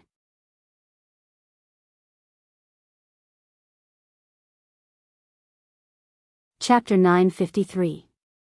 Before Duque traveled to this world, there was a very professional term called big data. Whether it was Microsoft or 360 antivirus, all companies in the internet industry like to collect user data, such as usage habits, how many times a user used the product in a week, when most users used the product, and how to improve it to give users a better experience. However, all big data was based on a large amount of basic data. Before Du traveled to this world, countries didn't even have military academies that specialized in training commanders. Learning to command? Apprenticeship. And this was the privilege of the knights and nobles. Basically, all the theoretical knowledge of the younger generation came from the personal guidance of the senior knights. After Duque came, he not only helped the dwarves and gnomes write a large number of scientific and technological development research manuals of this era, but also developed a series of training rules for officers. For example, he had to set the minimum discipline, so that the Alliance could unify command gestures, horn sounds, transmission passwords, and so on. In the military aspect, the most prominent innovation was the battle analysis and sand table deduction. How to infer the opponent's ability, possible evolution direction, and possible hidden backups from the opponent's battle record. As a result, Duque first threw out more than a dozen screenshots of Archimonde using a certain skill to kill someone at random. From the starting gesture, to the glowing hand, to the magic effect, all of it was a screenshot, a dynamic slow-motion mirror image played repeatedly. In the beginning, Duque still used uncertain words such as may, should, and, probably, to indicate that his speculation was not 100% correct. However, with the deepening of the brainwashing, even those in the tribe who rushed forward in a fight and relied on their instincts to face the big moves began to learn seriously and humbly, not to mention the Alliance heroes who originally trusted Duke. To be honest, if Archimonde was a boss that could be easily killed, he wouldn't have had to painstakingly pull the Horde onto his warship, and even painstakingly protect the most powerful Horde hero, Grom Hellscream. Every time a team member dies in battle with Archimonde, his soul will be captured by Archimonde. After Archimonde captures the soul, he will consume the soul after 5 to 10 seconds to use a powerful destructive spell. As for the specifics, I haven't come to a conclusion yet, but the battle must be built on a premise, and that is, we must do our best not to sacrifice anyone. Once someone dies, it will be easier to cause a collapse. Commander Du kept trying to brainwash them. He kept emphasizing all the important points. The only fortunate thing was that after he finished the brainwashing lesson, Archimonde, who was arrogant to the core, did not rush to Shengershan overnight. This gave the allied forces of the three sects an unimaginable breathing space. Just for this, Duque would wake up laughing even in his dreams. On the day of the decisive battle, Archerons finally arrived. There was no need for any alarm bells or anything. His voice was so loud and clear that it sounded like 100 loudspeakers had been turned on. It actually traveled from the foot of the mountain to the top of the mountain. Tremble, mortals. Despair. Destruction has come. Resistance is futile. Your world will be burned to ashes. Your soul will be reset to zero forever. Everything will be devoured. I am the end of everything. The loud declaration echoed through the sky. On the top of the mountain, almost every century-old tree let out the rustling sound of leaves. The wooden house creaked and groaned, as if the sound waves alone were already too much for the house to bear. Walking out of the house, looking at the falling leaves, there was a feeling that everything was dying and falling into destruction.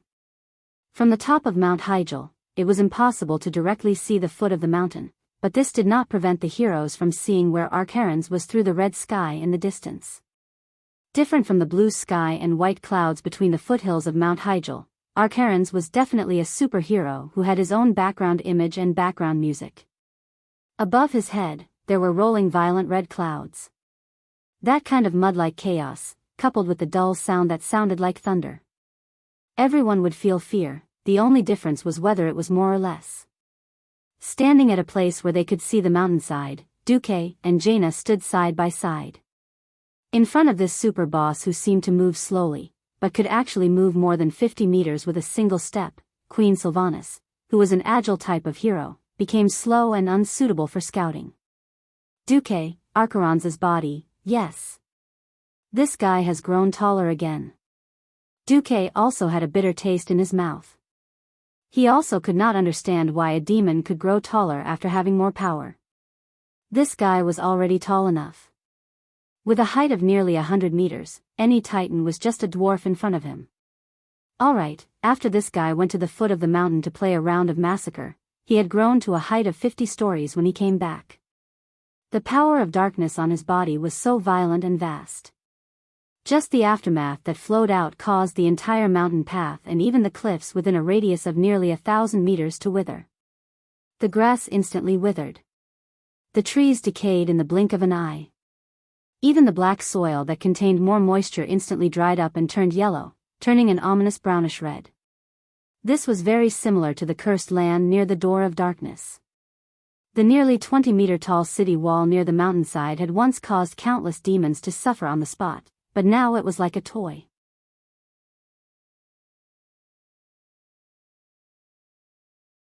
With a light kick, Archerons sent the entire wall flying.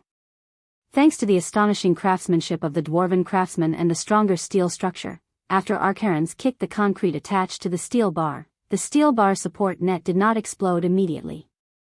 Instead, it wrapped around Archerons' feet like silk threads. Just as Duque was wondering if he could use the steel bar to trip the horse, fire of destruction came. The flames that appeared out of thin air under Archeron's feet easily melted the 100-meter-long steel bar net into molten iron in less than a second. Duque and Jaina were tongue-tied. Tyrant had appeared beside Duque at some point in time. She was riding on one of her signature white tigers. The usually majestic white tiger actually let out a timid roar when it saw the gigantic Ak. Duque, you were right. A mortal army can only ruin things in front of such an existence. With that, Tyrant suddenly clamped the tiger under her.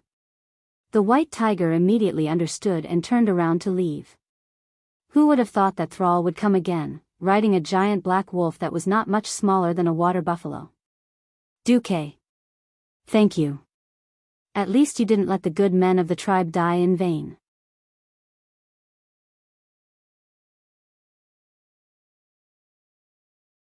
Chapter 954.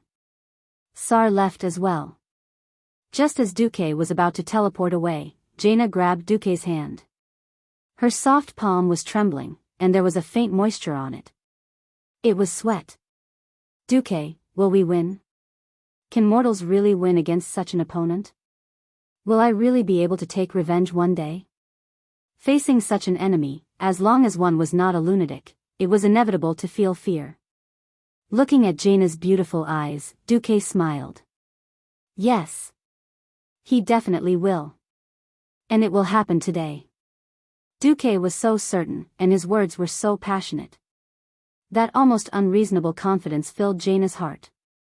Hundreds of meters away, Queen Sylvanas, who was holding a bow and arrow, suddenly saw the two figures beside her suddenly overlap and then instantly separate. Queen Sylvanas spat fiercely. Bastard. If I survive today, I will definitely teach you a lesson. The earth-shaking footsteps were getting closer. Even closer. The closer they got, the more shocking the feeling of the earth shaking and mountains shaking became. The mortal army had all retreated. If Archimonde summoned ordinary demons, they would naturally attack again. If Archimonde was alone, then this would be a stage that belonged only to the strong. Finally, Archimonde's enormous body appeared at the peak of Mount Hyjal, on the stage chosen by the three factions. In front of the 50-story boss, mortals were as insignificant as ants. Ha ha ha. Ha ha ha ha. I thought that the so-called brave warriors who were fighting against the Burning Legion had all run away in fear. What, your so-called army of hundreds of thousands is only left with these few people? Ha ha ha. Archimonde's maniacal laughter reverberated throughout the entire basin-shaped mountain peak. Even though he was speaking in the Eridar language, Archimonde's words pierced through everyone's minds and into their minds. If mortals were here, they would probably have had a mental breakdown and died. Tyrande was dressed in bright silver armor and rode a white tiger. She walked out of the crowd and shouted in a clear and sonorous voice, Archimonde. We will destroy you here and today. Huh. A playful expression appeared on Archimonde's mountain-like face. He stretched out a huge finger and hooked it. What other tricks do you have? Come on, I'll take them all. Next to him, Malfurion shouted, accept the punishment of justice. Archimonde the Defiler. The next moment, Archerons was suddenly surrounded. Amidst the green fog that had appeared out of nowhere, four towering figures that were almost as large as the Archerons appeared.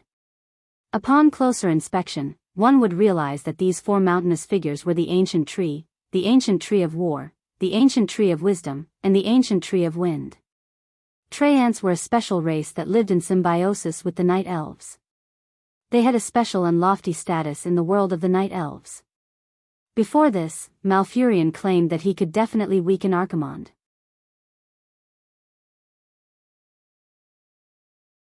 Now, Duque finally understood how he could do it. This was the power of the Emerald Dream. He could summon the ancient trees that had been dead for many years in the real world and lived eternally in the Emerald Dream. He could use the power of the dream to suppress Archimonde to the greatest extent. Obviously, Malfurion and the Treants had succeeded. Countless green spots of light of various sizes emerged from the illusions and directly invaded Archimonde's body.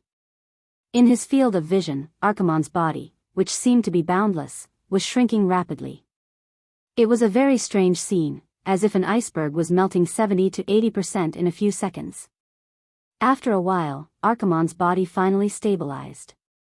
The four phantoms of the ancient trees seemed to be trying to suppress Archimonde's power, but no matter how they waved their arms to activate the power from the Emerald Dream, Archimonde's height was still fixed at 15 meters.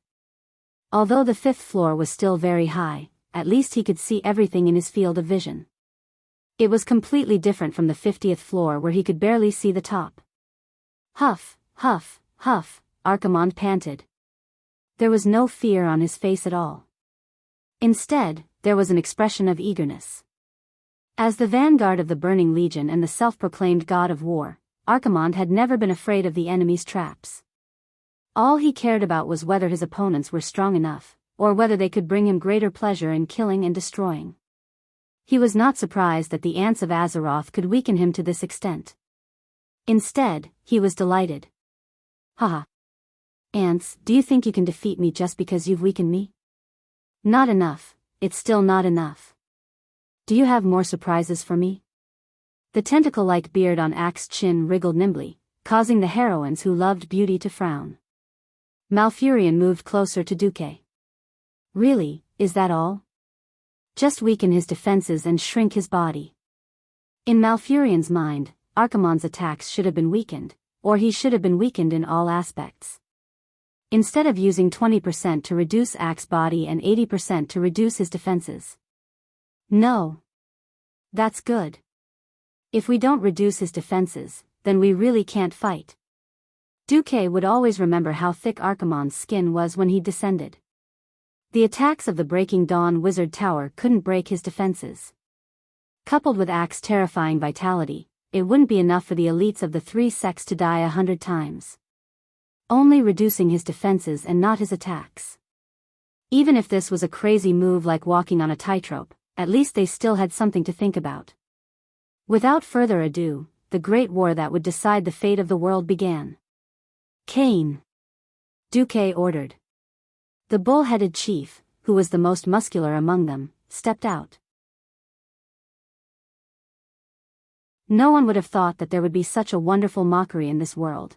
Cain's rough bull face was filled with a rich expression of disdain. It was one thing for him to look down on the boss of the Burning Legion. He even did something exaggerated. He pointed at Archimonde with his thick finger and then at the Nightmare's panther's poop on the ground.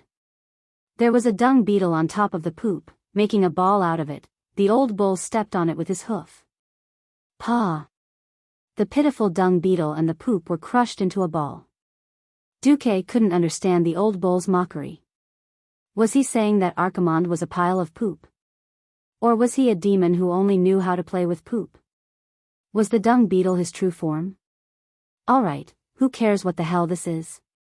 In any case, Ak was furious. He roared and charged at the old bull who had raised the interstellar hand gesture. Yes, he retracted his left and right fingers, leaving only the middle finger.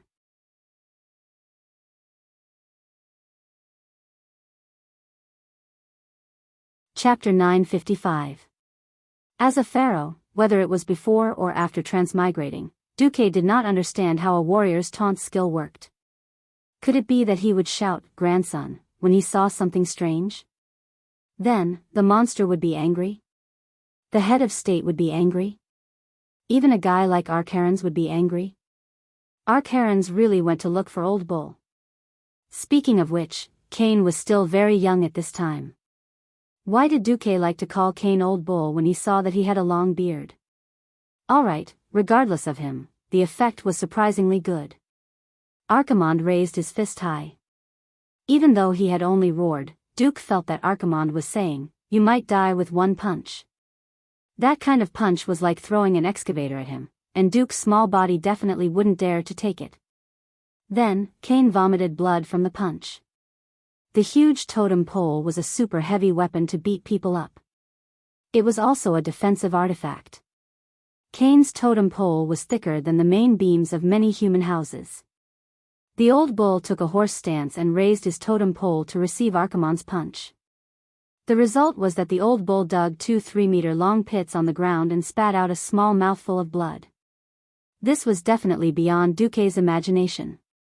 However, this also proved that there was a chance. Cain had clearly suffered a small injury after taking Archeron's punch.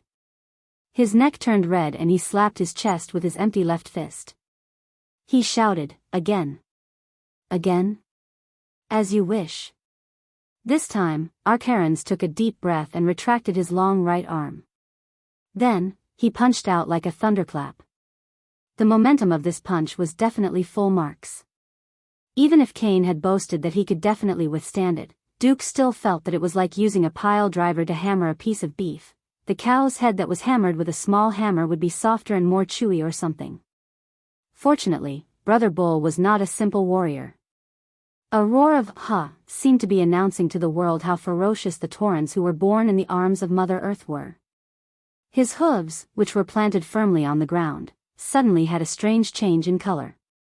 It was a kind of dizziness, as if he and the earth around him had solidified and become one. Duque's intuition was right. Archeron's powerful punch didn't turn the old bull into minced meat. Instead, it caused the ground within a radius of 300 meters to sink. Even though it was only a centimeter of subsidence that was difficult for mortals to detect, the system elf still notified Duque at once. Duque couldn't help but praise Old Cow in his heart. Of course, battles in real life weren't as brainless as in the game, where the boss would only beat up the guy with the strongest defense. In a group attack, Duque preferred to call it a diversion. The second person to rush forward was Mograine. The Ashbringer, which was as big as a door, slashed down without any fancy moves. The long light that was as bright as the falling stars sank into Archimonde's calf. Even with axe-thick skin and flesh, he felt a wave of pain.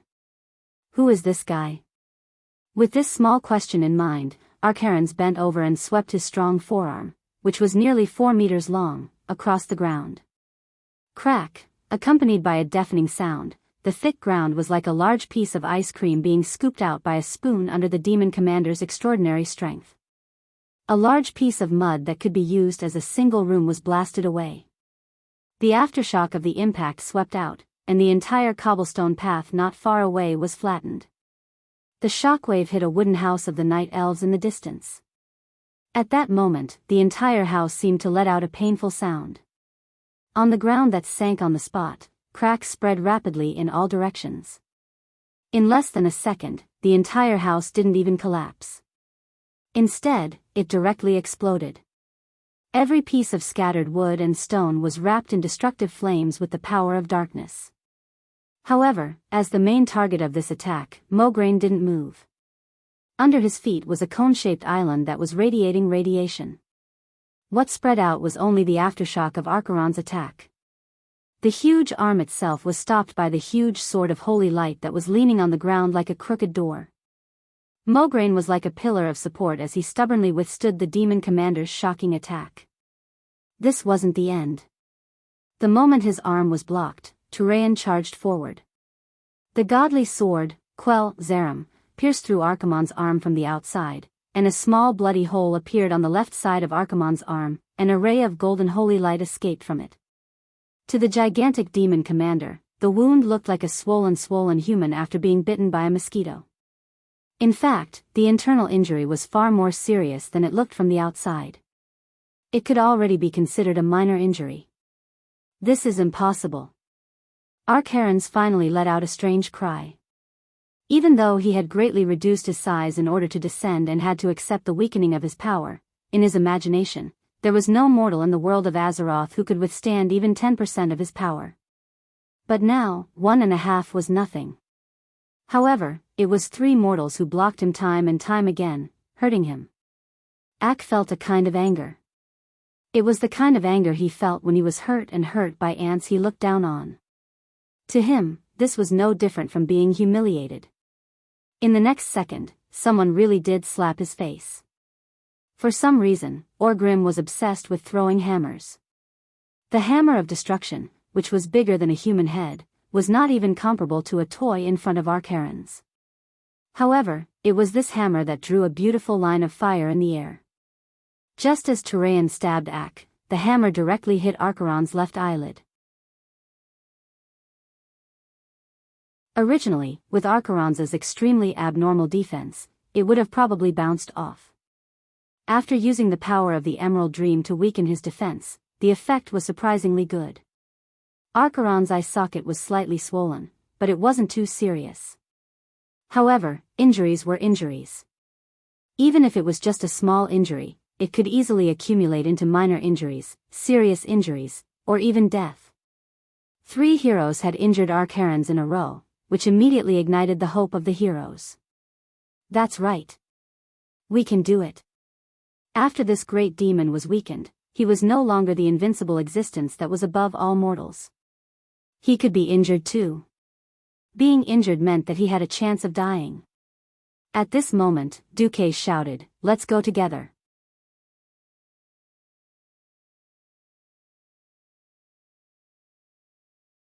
Chapter 956. If there was a chance, Duque wouldn't mind finding 24 demigod-level players who couldn't be killed and could resurrect infinitely to kill Archimonde. Wasn't it just a pain in the ass grinding? If their equipment was strong enough and their intelligence wasn't lacking, they could always be killed. Unfortunately, it seemed that Duque was the only one in this world who could resurrect and not change his race. In this Hell Mode instance dungeon that could only be played once, what Duque could do was to get the strongest helpers to kill the boss. With just a glance, Duque's heart was filled with boundless pride. Look! A bunch of fierce people. They weren't heroes, they were fierce people who were destined to enter the instance dungeon and become bosses. Now, they're all Duque's underlings. Well, they're not even members. The main members had to beg their grandfathers and grandmothers and pray that their families weren't messed up so they didn't need to open a tabac shop at night, or feed their children, or the dormitory's electricity would be cut off at 11 o'clock. It wasn't easy to pull these historically famous guys into the team. As long as they joined, they would definitely do their best to be good fighters. In the original history, only Tyrande, Jaina, and Thrall would participate in this super battle, but Du upgraded it to a super battle where the elites of the 3 factions gathered. It wasn't an exaggeration to say that if any of the members here died, it would definitely cause the fate of the team to collapse. On the other hand, they were definitely the best. The only fly in the ointment was that there were fewer healers and more warriors. Including Bishop Benedictus of Stormwind City, whom Duque had decided to transfer at the last minute, there were only 3 healers. It was bad enough that the leader of the Blood Elf Paladins, Riataline, was forced to be a healer. For the sake of the overall situation, the Cenarian Circle's great druid Malfurion had to run over to provide support. Originally, Duque was more worried about the orc heroes. After all, Grom, Thrall, and Brock were all used to fighting head-on. Who would have thought that all 3 orcs would have a talent for dealing with giant creatures? Needless to say, the older generation of orcs who mingled in Draenor in the early years, Lord Howl was a Goron killer. The 10-meter-tall Goron was never a pushover. Brock was also a hunter of large prey. What surprised Duque the most was Sal. He was 2.5 meters tall, but his movements were extremely agile. He was proficient in dodging, turning, rolling, and crawling. One had to know that even though Archimonde had shrunk, he was still as tall as a 5-story building. A simple wave of his hand, a kick, and a fire of destruction, would cause buildings of all sizes to crumble under his attack. Less than a minute after the battle started, the aftermath of the battle had already bulldozed half of the Night Elves' town. The Night Elves had built more than 100 buildings around the World Tree on the summit of Mount Hyjal. What was rare was that even in the face of Archimonde's crazy attack, even in the complex terrain where even Duque himself could not stand firm, Thrall and the other warriors were still able to attack Archimonde without losing their composure. Or cut off his toes, or cut off his sinking arms or body. Every time the giant axe flew, or the flaming hammer smashed, it would definitely bring new wounds to Archimonde. Archimonde was not a fool. When he found that his heavy movements could not catch the warriors jumping around his feet, he first set his eyes on a few healers. Unfortunately, he had found the wrong target. To chase after Malfurion, the great druid first turned into a night saber and fled agilely. With magic, he immediately turned into a mountain eagle and flew away. At the very least, he could turn into a black bear and use the bear skin that had been strengthened by countless natural magic to resist Archimonde's attacks like an old bull. Fighting Riataline. It was not easy for a paladin to die. In addition, Riataline was standing closer to Mograine and Turalian, so she had to be strongly blocked before she could hit anyone. It would have been the easiest to deal with Benedettas, but unfortunately, Archimonde was almost mad. Because he saw that there were a few inconspicuous hands of magic around the Bishop of Holy Light. At the critical moment, they pulled the only priest out of the danger zone. Humph. Interesting. Archimonde gritted his teeth and pressed the 5 fingers of his right hand in the air. The attack was coming. Air blast. The entire team in the south was blasted into the sky by the huge shock wave that could be called an air cannon. This long-range attack team consisted of Duque, Queen Sylph, Jaina, Solarian, and Bulang Bronzebeard. It was fine if they were suddenly blasted into the air by the air blast. Amidst the chaotic female screams, the 5 of them were able to slowly descend from the sky with the help of the slow fall spell, or the goddess tear, that Tyron provided as a parachute. They did not fall to their deaths. But in the next moment, the few of them watched in despair as a huge shadow came crashing down on them. Having gotten rid of the other heroes, Archimonde pounced over. The moment he came up, he gave them a big slap. What did it feel like to be slapped by a huge palm that was at least 2 meters long when opened up? Frankly speaking, it looked like a tsunami. The wide green demonic hand created a sharp sound as it slapped over, like the shrill wail of a banshee. Not to mention that the rows of houses just now easily collapsed under the attack of this demonic hand. The most shameless thing was that at this moment, Archimonde's curse arrived. Evil magic that was like black ink quietly drilled into the bodies of Ling Kong and the others. The pain caused by the explosion of dark magic greatly affected the movements of the 5 of them. In the air, the 3 mages still had a way to save their lives. However, once Queen Sylph and Bulang were caught by the demonic hand, they would be finished. It was completely foreseeable that their bodies, which were incomparably delicate compared to the Oxhead chief, would definitely be crushed in an instant. In fact, even for the 3 mages, it was extremely difficult for them to dodge in midair that was filled with dark power. The most terrifying thing was that once someone was sacrificed, soul recharge would come immediately after. When the heroes fell apart, the shadow of the world's destruction was almost right in front of them. At this time, the only one who could save the situation was Duque. Suddenly, 4 of the lowest level, arcane impact, were unleashed. Of course, this kind of attack could not cause much damage to the 4 powerhouses, but the precisely calculated impact force allowed the 4 to perfectly dodge Archimonde's sweep. However, one of them was caught. Duque. Shock was written all over the faces of the heroes. I've caught a big fish. Archimonde laughed sinisterly. No, I've caught you. Duque laughed coldly. You're tuning into the Biyao's Wuxia Chronicles YouTube channel.